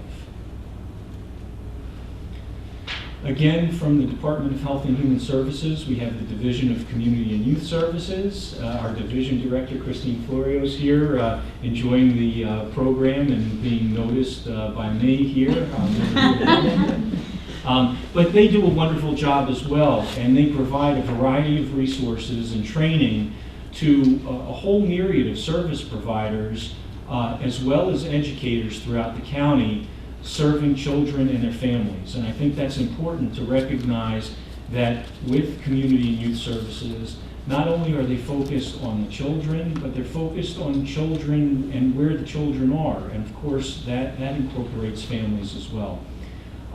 We've had over 100 participants attend training on social media and its effect on youth mental health that again highlights some of the services that are available through the county. The board had just enacted via resolution the overdose fatality program and review team. This is a multidisciplinary team that allows service gaps to be identified in our social services that, if otherwise addressed and strengthened, could prevent future deaths from drug overdose. This multidisciplinary team has met several times, and the feedback has been very, very positive. It includes representatives from the prosecutor's office, the sheriff's office, the medical examiner's office, and the federal DEA. The Division of Planning, which is a subset of the Department of Engineering and Planning, coordinates and produces the Harvest Honey and Garlic Festival, which I know many of you have attended. That festival was conceived to spotlight the county's agricultural industry, including honey, garlic, pottery, produce, wine, and cheese.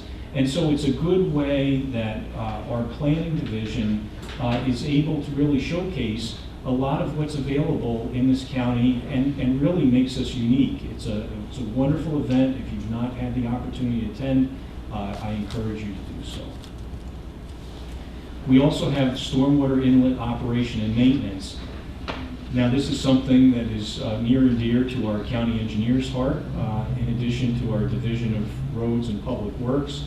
And, you know, most people, as you're driving along and you see those stormwater inlets, you don't think too much about it, but it is an absolutely critical component to our overall road system, because what that does is it gets water off of the roads and outside of the traveled way of the roadway. But in order to do that and maintain that, it requires a tremendous amount of effort, which is put forward by our Division of Public Works. The system itself is comprised not only of inlets, but manholes, basins, and various water quality devices, some of which are located around Lake Opakcom. We were just talking about improving water quality in Lake Opakcom. You'll find those water quality devices on county roads in that area and other areas that would otherwise impact lakes, as well as the piping systems. We also have guide rail operation and maintenance. Those systems, again, are part of the overall county road system. They are installed to enhance the safety of the roadway system itself. And typically, everybody sort of has an idea of what guide rails are, and they're guide rails, please, not guardrails. Drives the engineers nuts. It's to guide your car back onto the road, not to guard you from going off the roadway. They are a barrier that typically is installed along the roadway to protect the traveling public from more severe roadside conditions. Department of Finance, we have to talk about finance, otherwise Elka wouldn't let me out of the room. But again, when you start talking about the various things that the county does in terms of its human services, in terms of the operational components of our road and bridge systems, finance is an integral part of how all of that fits together.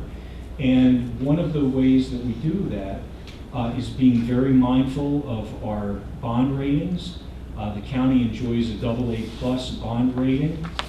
As we've mentioned before, the board had adopted its fund balance policy in 2018, along with the debt management policy in 2019. And that debt management policy, again, it should be emphasized, really got us to focus on how much we were putting in the general operating fund for the capital improvements, which is why we saw an increase from $500,000 to $1 million.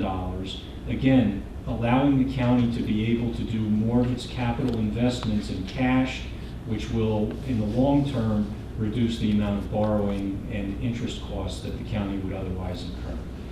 Grant management policies have been put in place to optimize timely receipts of grant dollars, and there's been a particular emphasis on that over the last year and a half, which has led to much better grant management within the county. Another place where the county makes its investments, and I'll recognize Dr. John Connolly, who's here from the community college. I had asked that the institutions that we contribute towards furnish us with some of the innovations that they're involved with. And the college sent me back this great picture and talking about the optics technology program that has been instituted at the community college. This gives students the opportunity to get specific skills in optical manufacturing, and the college is hosting a workshop with county high schools regarding optics and the dual enrollment possibilities. It should be noted that the optics technology is being done in collaboration with Thor Labs. We also have the technical school, who not only has been doing a wonderful job with its culinary group, which I know the board has entertained these last few years, as they have won awards at the New Jersey Association of Counties Technical School Cook-Off. But we also have an engineering team that is one of only 3 high schools that participates in the annual International Submarine Race at the U.S. Navy Research Facility. It's geared to higher education, but our technical school, having such a good engineering group, is invited to participate in that as well. The main goal for that program is to provide, to design, build, and operate a human-powered submarine over a 100-meter submerged course. This last year when they participated, they won a first place for innovation, an ISR Smooth Operator Award, and the U.S. Navy's HUYA Award. So again, there are just absolutely fantastic things that are being done in the educational institutions that the county supports. So we move on then from our operating budget into our capital budget. And the county has a developed capital improvement program, which is an important part of our financial management. It provides for the preparation and adoption of the budget for major capital projects or acquisitions. And then the funding of those capital projects and acquisitions are done through a combination of current funds and debt financing. The capital expenditures include improvements to the community college, the technical school, and a variety of county government projects, as well as site remediation, which the board is very familiar with. And we're looking forward to coming to a close within the next 18 months of the various state-ordered site remediation projects. The 2020 capital improvement program totals $28,012,416, with new debt authorized not to exceed $10 million. Again, as you saw with our revenues and appropriations, there are a variety of component pieces of the capital improvement program, which includes our roads and bridges at 44%, various public safety improvements, the education, which goes to the college and the technical school. There are debt issuance costs associated with that. There are facility improvements. Technology improvements is just a very small sliver, so small that it doesn't actually constitute a percent. Improvements for the library, the election board, as well as fleet management. This listing just gives you some of the highlights relative to what's included in the 2020 county capital budget. Some of the larger ticket items include road resurfacing. We've mentioned the Dennis Library renovations, which is included in there. It's anticipated, again, that there will be no additional property tax dollars that are spent relative to the Dennis Library.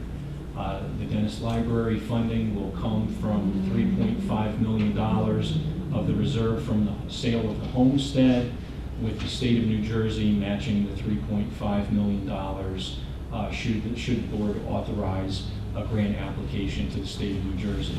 As was mentioned before, the county has incurred tremendous costs associated with state-ordered remediation, which really comprises much of the pollution that occurred on the county's various road maintenance garages over decades. This is not something new. This is essentially remediating poor housekeeping practices, and in fact, at a time when there were very few housekeeping practices or rules associated with the maintenance of these road garages, and now the county is subject to the remediation of those sites.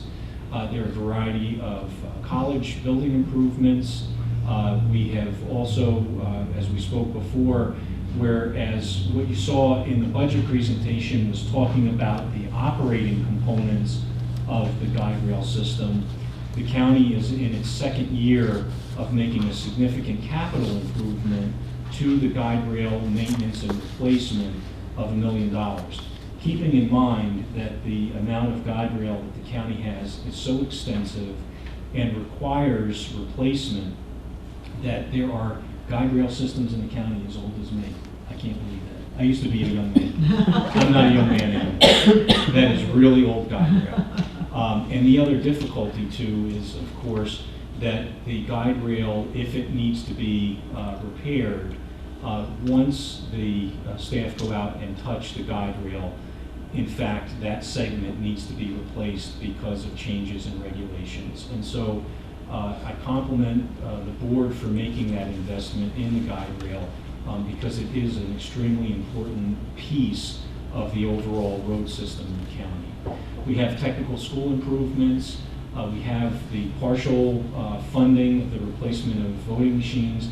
I believe this represents year 3 of 5 that we are putting monies aside so that the Board of Elections will be able to replace its voting machines in accordance with the requirements of the state of New Jersey.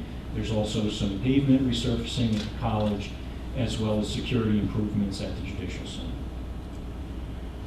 So again, the 2020 budget represents a 1.8% increase in total operations. You see the budget numbers there. And that concludes my presentation on the current fund budget. Thanks, Greg. Oh, excellent. Anyone like to make any comments?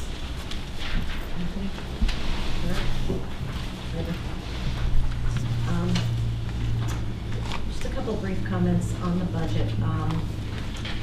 one of the most notable things, in addition to the guide rail that I thought was a need, is addressing the fact that some of our employees in the positions that they have been in, those positions have been woefully underfunded. Employees have been woefully undercompensated, and how we came to this understanding is that we were continually losing trained workforce who would come and stay for a year or so, get a bit of experience, and then go work at a neighboring town or a neighboring county for anywhere 20 to 25% higher than what they were making here at the county. I think perhaps prior boards had not kept up with the times, and we ended up in a position where you're penny wise and a pound foolish, where some of these positions you would then need to reach out to agencies and consultants to do the job. It reminds me of in Franklin Borough when we were revamping the police department and working with the chief for the contract, and we were spending an inordinate amount of funds on overtime as opposed to just hiring another individual to come in as a police officer there at the time. So again, sometimes we have these sacred cows that do not do us any good and really hurt us and the taxpayers in the wallet. So I think this year we took a really close look at some of those positions, and thank you to Greg throughout the year for giving us those presentations and updates as we were losing mechanics and as we could not, appear to be a viable option or lucrative for prospective employees. So I think that we do have a plan to address that. Another thing I just want to touch on, two things actually. In the form of unfunded mandates, like I said, New Jersey has a love affair with unfunded mandates that they pass to the county. On a smaller scale, we have the issue with the prosecutor's office taking on the Humane Society functions of animal rescue and that piece of it. Also, the Association of Counties had all bonded together and had filed suit against the state of New Jersey for the voting situation for the absentee ballots, and the counties did prevail in court because, again, it's an unfunded mandate that's passed to us, and we're just expected to make it work. And us and the other 20 counties, we don't always agree with that. And last, when we're talking about the lion's share of your overall tax bill as a homeowner, most towns, the lion's share of that does come from your school taxes. New Jersey's very unique and not in a good way when it comes to funding schools. As you're aware, we have Abbott districts, school development authority districts are what they're called now. They're the 31 most economically disadvantaged towns in the state of New Jersey. Keep in mind that list was populated in the 90s, I believe, and not one town has been removed from that list. So towns such as Hoboken with gentrification and towns like Jersey City remain on that list. Also, cities like Jersey City put off doing property revaluations for nearly 40 years. That then kept their taxes quite low, artificially low. So anyway, being one of those 31 districts that do receive that money, 60% of all New Jersey school aid goes to 31 school districts. And those are the Abbott or SDA districts. Now keep in mind, SDA stands for School Development Authority. What that means is those school districts also are entitled to have every penny of any facilities need that they have paid for in full by the state of New Jersey as well. All costs for buildings and renovations.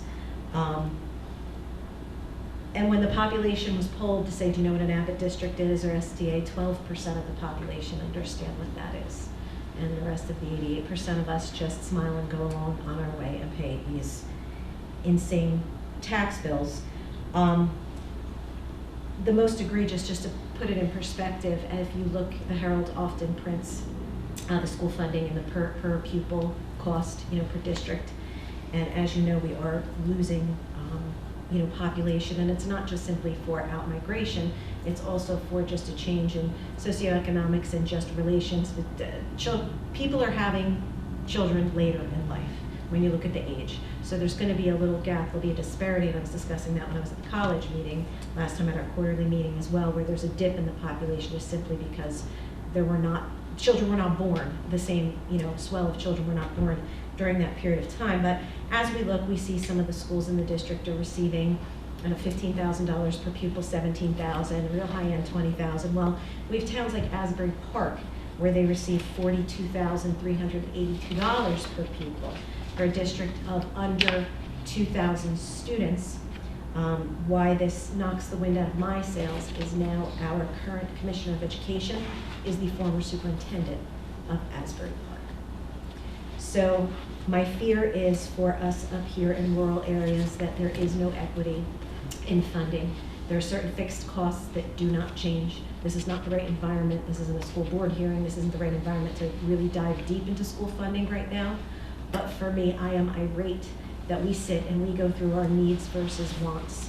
And believe me, in those budget meetings, we have departments that come and ask for valid things, but they really are wants. They're not necessarily needs. But there are some needs where prior boards, and I can't say I blame them because they were trying to keep things affordable, but they kicked the can down the road. And sometimes you hit the wall with the can.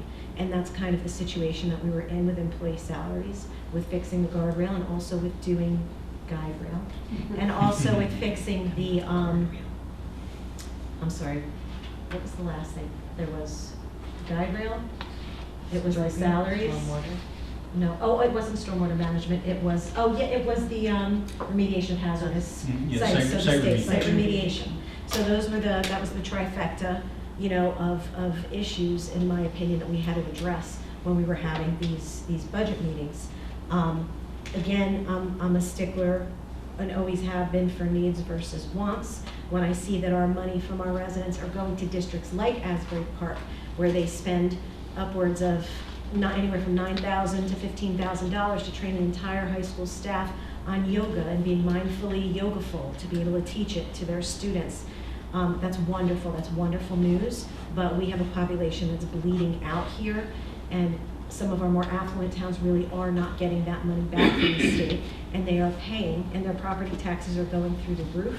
Sparta, I'm talking to you. And your property taxes are going through the roof to help support these kind of initiatives. So again, I'm mindful myself. Am I thrilled with this budget? I am not thrilled with this budget, but nobody's thrilled with this budget. Everybody would love to roll out and say, we've done significant cuts. We have gone through line by line by line by line. That's not something new. A lot of times people say to us, why are we going through the budget line by line? We say, that was, Municipal 101 when we did that. So again, sometimes we had to say no to departments, and it wasn't a comfortable conversation, especially when you're in the human services business, because we really are a service. We offer services, and we try to get the best prices for those services. But it's a fine line of having to be fair to the residents and be fair to the employees and figure out how we can make this whole package work. And I can't pretend like this board has all the answers, but I think this is a solid product with our professionals, and with Greg and with Elka and with all the department heads. I think that they were very fair in our conversations. So that's just my commentary. Thank you. I would just like to add to that. I mean, I was on the school board in 1995. It sounds like so many years ago. But even in those days, the school funding never worked for Sussex County. It's never worked for Sussex County.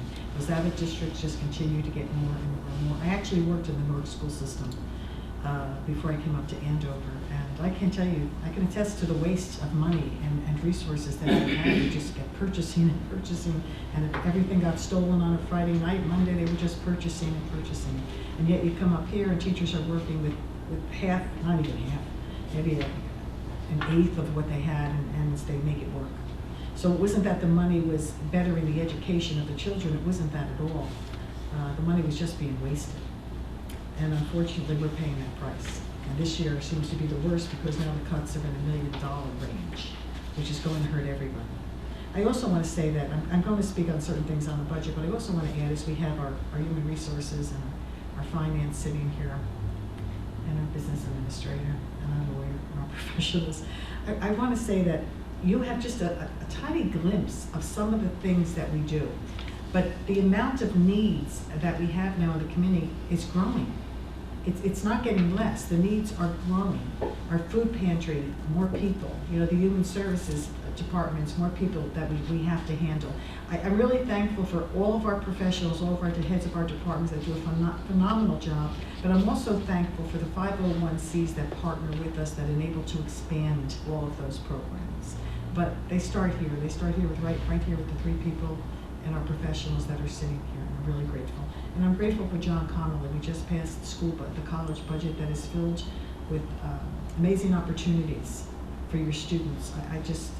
You were the first that I know of that started with the transition from the college education to the technical education. And we can see that growing all over the state now. But you were the first. I remember you taking us to those meetings, and at the time my head was just spinning. How could this happen? But you know what? The trends change, and I thank you for that, keeping Sussex County up. I just want to talk about some of the things on this budget. The county currently has a AA+ rating from S&P, and the rating indicates that the county currently operates under a strong management, strong budgetary performance, and a very strong budgetary flexibility. But the rating also indicated that the county could improve in the area of debt position. The 2020 budget begins to address this issue by doubling the amount of the Capital Improvement Fund. The 2020 budget also addresses the issue of competitive wages for its specialized workforce, as well as aligning wages for many other positions with our neighboring counties. And this is really significant, not just because the employees contribute to the local economy, but because the county was unable to retain our specialized workers or to be competitive in the job market.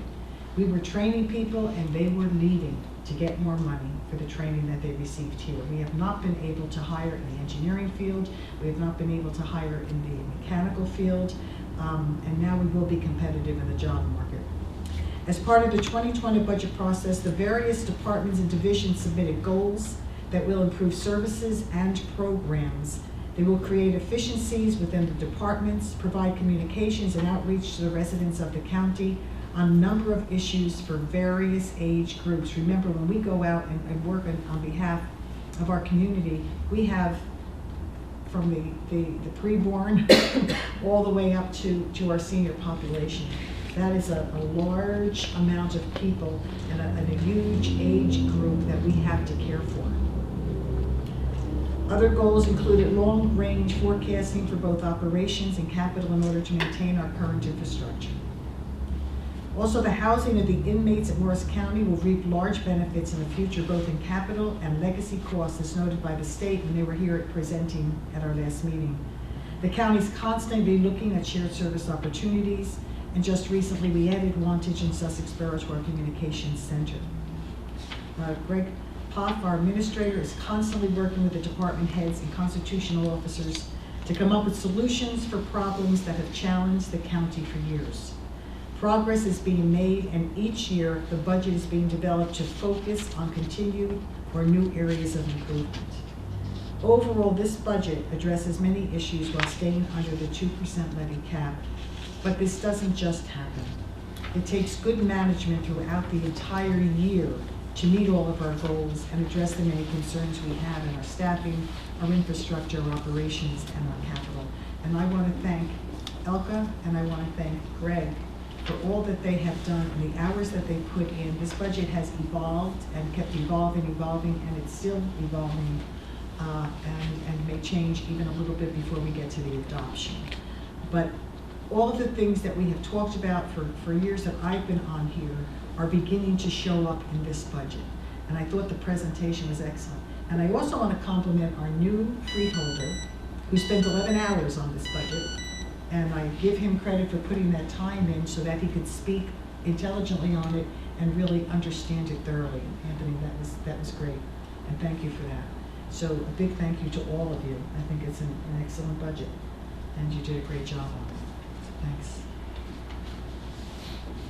Greg, can I ask you, in the absence of Freeholder Hertzberg, to just give us a quick 60-second refresher on what his contribution was to how we were going to reduce debt? Sure, and it was highlighted a few times in the budget presentation, and the director just mentioned it, but it really is rather significant. There are two pieces, as mentioned, in terms of the county's capital improvement program. There are those monies that are contained within the general operating budget of the county. And then subsequently, once the capital ordinances are authorized, there's then borrowing that is done in the form of debt service for the county to be able to meet the multi-millions of dollars of commitments to invest in our infrastructure, our facilities, and technology.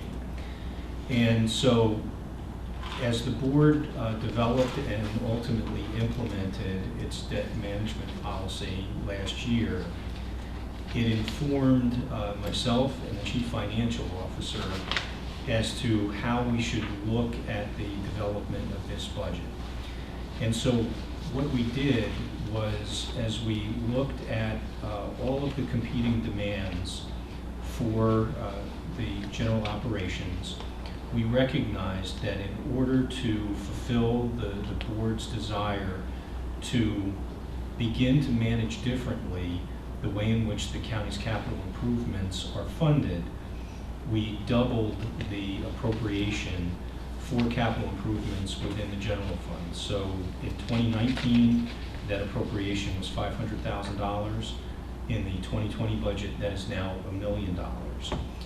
That $1 million does two things.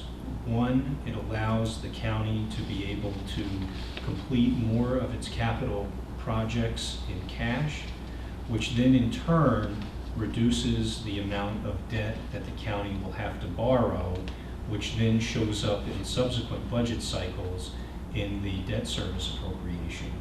So as the county puts more cash into its current operating fund, in subsequent budget cycles, as debt begins to be paid off, there will be less money that is required to be raised in debt service. And so I compliment the board, Freeholder Hertzberg, for your leadership in implementing that debt management policy. Again, it's a step, and one of the challenges when you look at the county budget, and I'm guilty of this too, even though I spend a tremendous amount of time working on this, you can't look at the county's budget in a single cycle.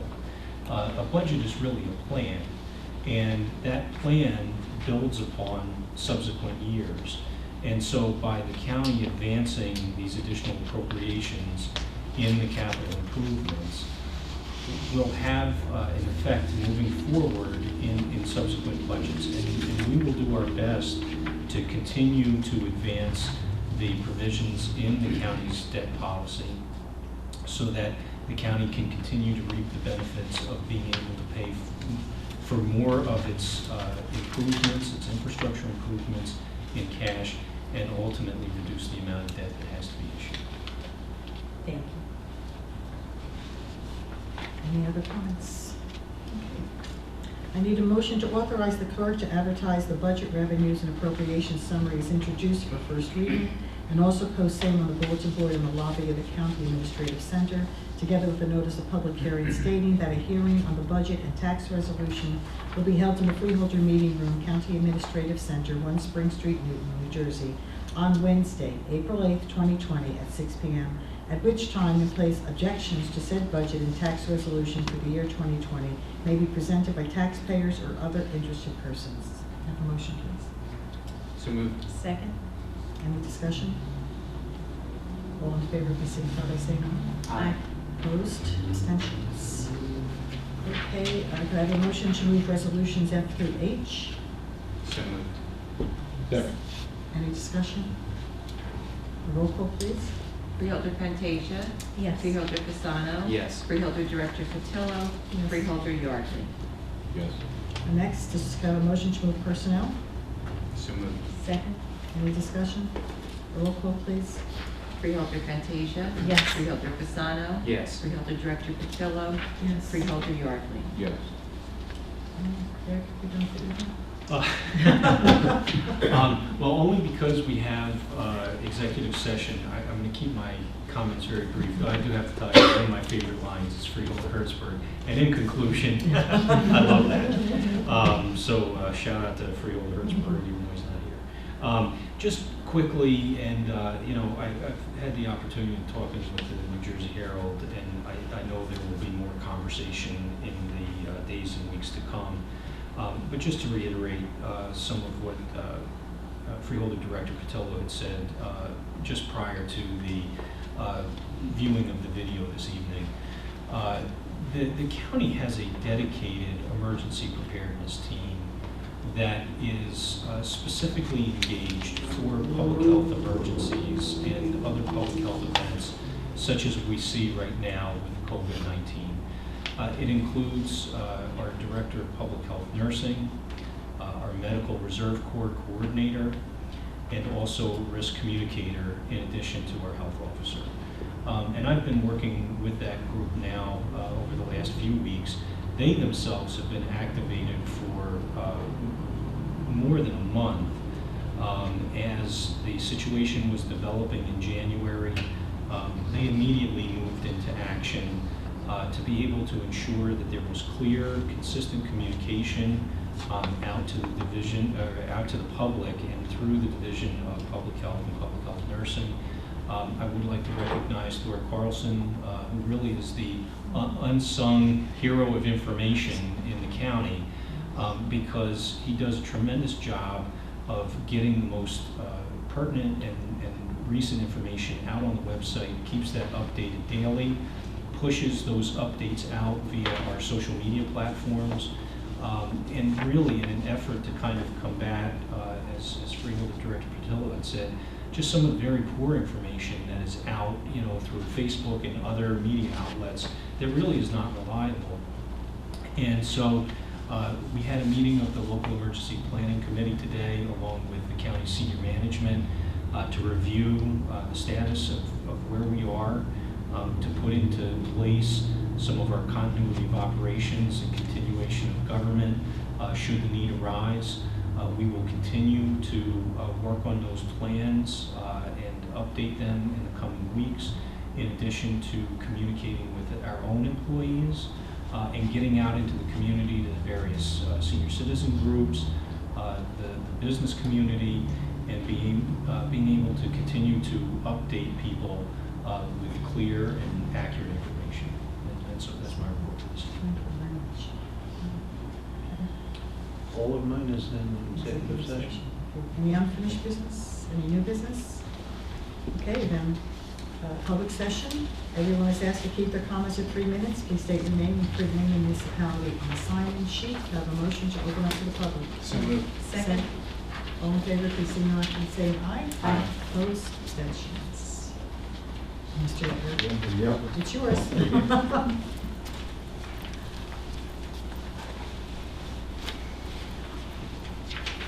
Again, Bill Gettler from Wantage Township.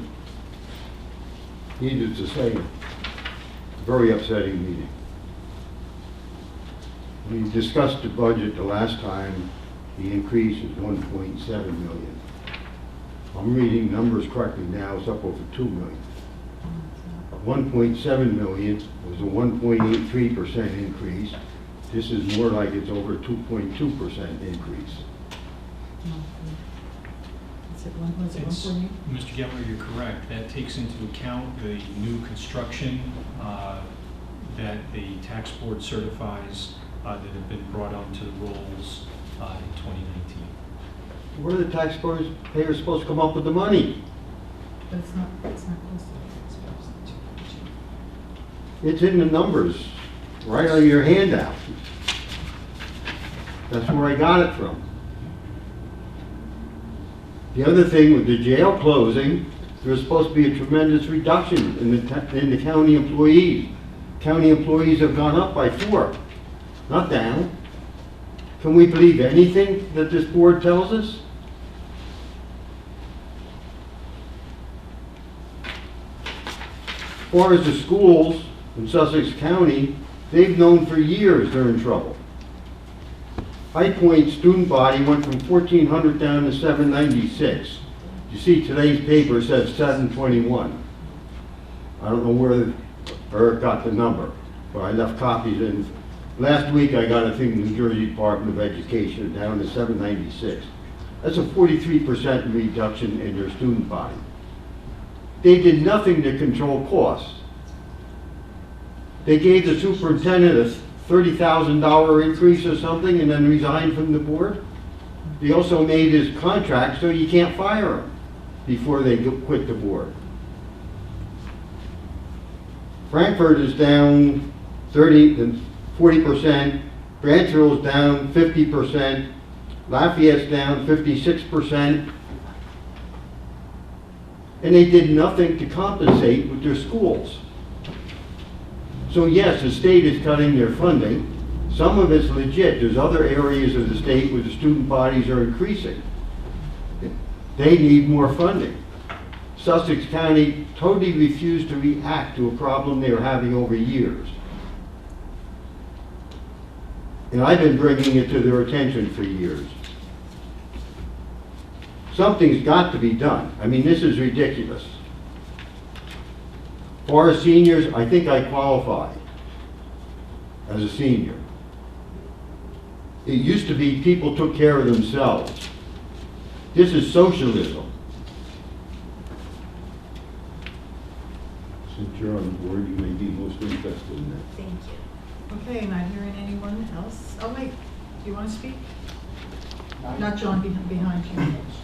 No, okay. Bring it back to the board, please, motion. So moved. Second. All in favor, please signify by saying Aye.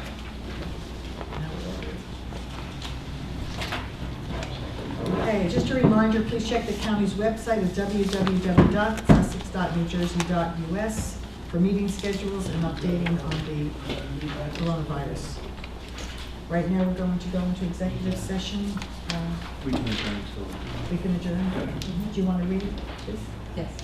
Whereas the subject matters about to be discussed may be excluded from the public portion of the meeting by resolution of the Board of Chosen Freeholders as an exception to the Open Public Meetings Act pursuant to NJSA 10:4-12B, and whereas it appears necessary for the Board of Chosen Freeholders to discuss such matters in executive session, now therefore be it resolved that the Board of Chosen Freeholders of the County of Sussex, in accordance with the provisions of NJSA 10:4-12B and NJSA 10:4-13, that the Board at this time enter into executive session from which the public shall be excluded, and be it further resolved that the general nature of the subjects to be discussed relate to the following items authorized by NJSA 10:4-12B as designated below, which is item number 7, matters relating to litigation, negotiations, and the attorney-client privilege. McDowell, that's XL or all others? McDowell, all others, and Gruelle, all others. Strata versus Sussex County Freeholders, all others. Mountain Creek bankruptcy. Be it further resolved that the deliberations conducted in closed session may be disclosed to the public upon the determination of the Sussex County Board of Chosen Freeholders, or provided by law that the public interest will no longer be served by such confidentiality, and be it further resolved that upon completion of the business for which the board has entered into executive session, the board shall not reconvene and resume its meeting open to the public, and be it further resolved that the board expects the board will adjourn the meeting after executive session. Okay, do I have a motion? Make it. Second. All in favor, please signify by saying aye. Aye. Opposed, abstentions, okay, we're in. Thank you all for coming. Yeah, I did so much.